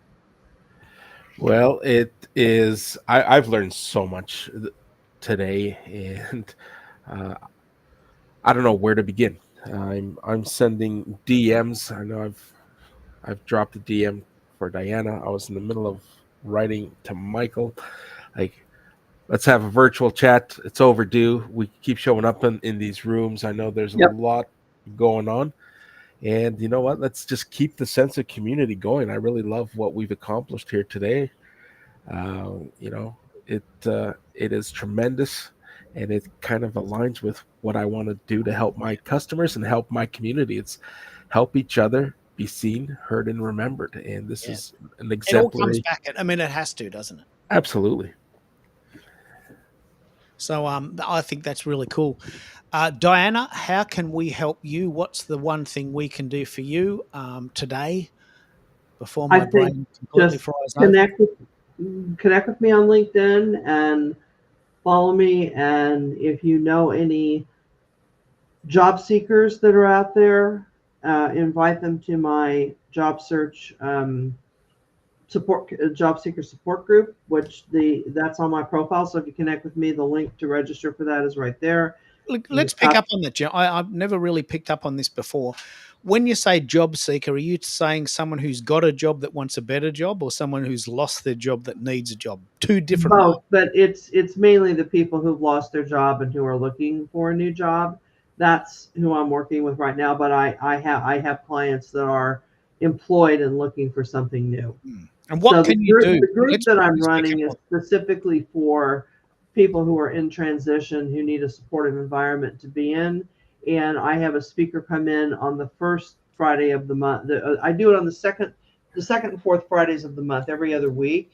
So the second Friday of the month, I usually have a speaker come in, and we talk about a specific topic and take Q&A. The other thing I do that's different than any other coach is I'm opening it up with a meditation. So we do a 2-minute meditation, body relaxation thing before we get into the business of the search, because the idea is you're mellowing out Friday for the weekend. So that really functions as my lead magnet, and getting people to just be aware that I'm out there and there's an alternative to, you know, because I'm doing the meditation, the stress relief piece of it. That's what sets me apart from other Yeah. traditional job Tell search tell me practices. why you think that's important. I meditate every day, so I'm with you. I know how Well, this works, but tell me it's very why important. meditation It's is so very important. important for stress relief. I myself am a person who's been downsized now 7 times, and yeah, I went on a giant spiritual journey to ask the question of why was this happening to me and not other people. And it's clearly because I was being called to do. I also found that in outplacement, they don't really address the emotional side of job search. They don't address the stress. It's all about hunting the deer, getting out there, finding another job, doing all the tactical sides of job search. And it's all about that. It's not about, it's making everybody crazy, because I mean, just formatting a resume, formatting LinkedIn, and then running through the gauntlet of the AI bots and the ghosting after interviews is enough to drive anybody to drink. I mean, it's not a good situation. So I provide that relaxation and that making sense of it, and then helping people with another alternative in terms of looking for additional streams of income to protect themselves in the future. And I have a different approach. I have the approach of a job seeker. I have absolutely no background whatsoever in HR or recruiting. So I'm a different type of career coach. I Well, love your it. superpower, Diana, is that you have been through it, right? Yes, And the power of these, what I'm calling it's, for lack of a better word, it's a community of like-minded individuals you have the empathy for, right. where other people don't, or No, whatever. I mean, I think there's a whole fear factor, but I'm not going to go down that road for no, this the fear evening. factor is off the charts. What they instill Yeah. in people, and people So are. It's yeah, it's there's wrong. tremendous power in just understanding you are not alone, and Right. and that we can work together to support each other. And this is the power of community. That's why I'm so excited about this. Is there's tremendous power in knowing you're not alone, knowing that you can work together, you can support each other, and that eventually you will land. Now, some of that may be landing a position where you're going out and starting your own position, your own company, or at least a side gig, right? And Right. again, with folks over a certain age, I think that's going to actually become the new reality. Right. And it may not look like how people think it's going to look, but that is precisely where the spirituality and the meditation and the mindfulness come in. Mm. Because to reconcile that thought process in your mind takes a little time. It takes a lot of introspection. It takes a lot of soul searching. And sometimes you're just being called to do other things. I could give a perfect example of just what's happened to me this week. I've had more opportunities like this to meet new people. I signed a client today and I signed another client, and I last night at 1:30 in the morning I got my inspiration for the copy from my master class. Now, if I was working a W-2 job, or a 9 to 5 job, I would not be getting these types of inspirations. And it's just I know that I have finally found my lane, and I just I want a platform or a pulpit, I should say, for lack of a better word, to evangelize this, because my motto is job search does not need to hurt, and it just doesn't. And people need to look at it as a journey instead of, oh my God. And the poor people who don't realize how long it's going to take, when you understand the market and you understand the data behind what's being tracked in the United States, I should say, I can't speak beyond the United States, you understand that they only track 6 months of data because most states only give you 6 months of unemployment. Most people think they're going to get a job in a month to 6 weeks. In this economy, it's taking upwards of 7, 8, 9 months. So, and the older you get, the longer that timeline goes, as we talked about earlier. So people don't understand that, and that's what drives the frustration. When you understand the money, the time, the market, and you take your skills and you start looking and you keep looking and you find multiple streams of income to keep you going, yeah, you get to a certain point where you really kind of don't want to go back and be another 9-to-5er, because you will never be free when you work for somebody else. You can't go back, can you? You can't go back. You can't. I'm at that place right now. I definitely need to find multiple streams of income, and I have a timeline. I'm very, very well aware of it, and need to find it. And I can't go back to corporate. I look at these job descriptions and I almost throw up. I hate to be. It's America's laughing. I mean, I look at these and I look at what's required, and I'm looking at that going, I can't do. I mean, friends of mine have sent me jobs based on what I used to do, and I'm like, nope, not going to do the analytics anymore. So, yeah, I'm very passionate about it, as you can tell, and I tend to perform a lot better at night like this. So that's why I'm laughing about the time of this call, because I'm not this awake at 8 a.m, Mike. There's no way. Yeah. On Bez's call. It's very interesting you say that, Diana, because my shows are normally at 10 a.m. Melbourne time. Yeah. Which after we go back to daylight saving, which is or from daylight saving for us, which is the first week of April, right. Our shows will be at 6 p.m. for you, which is almost ideal if you're in the eastern states. So you're welcome on my show anytime. I do 3 a week, and you can see that there's a very strong community here. We're doing a lot of great work. Huge. Absolutely. So I think everyone's had a turn to wrap up. What I might do, we've been going about 2.5 hours. The way I like to wrap up is that I play a little bit of music and some of the sounds that I've used on that day, because I've got a little gadget. I've got a little gadget with all these different sounds. Wow. It's got to have sounds, because there's gaps. This is one of the things. I might even do a masterclass on this. There's gaps in the market. There's gaps in the show where you can't get a signal or someone can't get the mic, and I've got to sort of massage the show to make it flow. So I bought stuff. So the way I finish my show is I play a little bit of music, and I play all the sounds and I play all the slides. So what I'm going to do is I'm just going to play this soundtrack that I've found on Pixabay, and that'll take a couple of minutes, and it'll just be a nice way to round out the show. You can stay with me if you like, or it's just basically a soundtrack, like the theme song of a show, because I love TV. So I'm going to do that now, and next week I've got 3 more shows, and we're featuring Mike in 2 weeks. Next week I've got a big show about Go Brunch, so please come to that. And I think I've hit my limit, nearly 3 hours, and I think I need some food. So I'm just going to go do my thing, and I'll see you on the other side. Take care. Thank you, Keith. All the best. Thank you.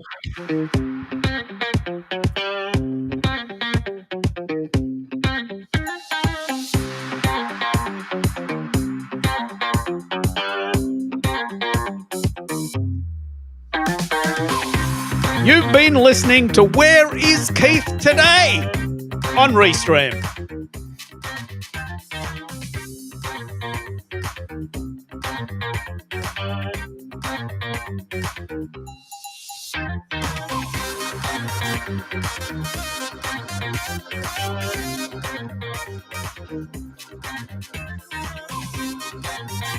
Wow.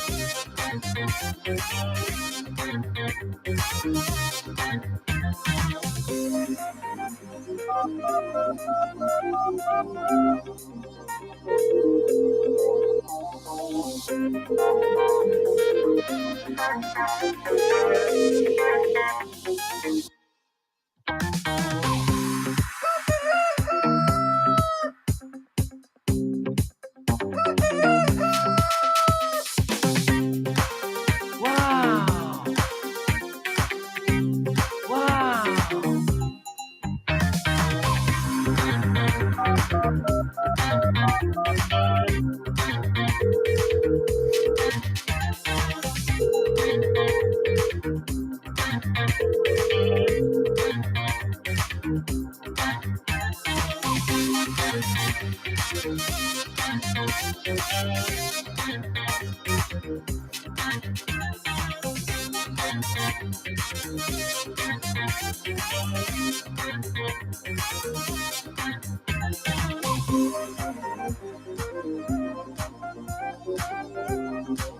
Wow. Wow.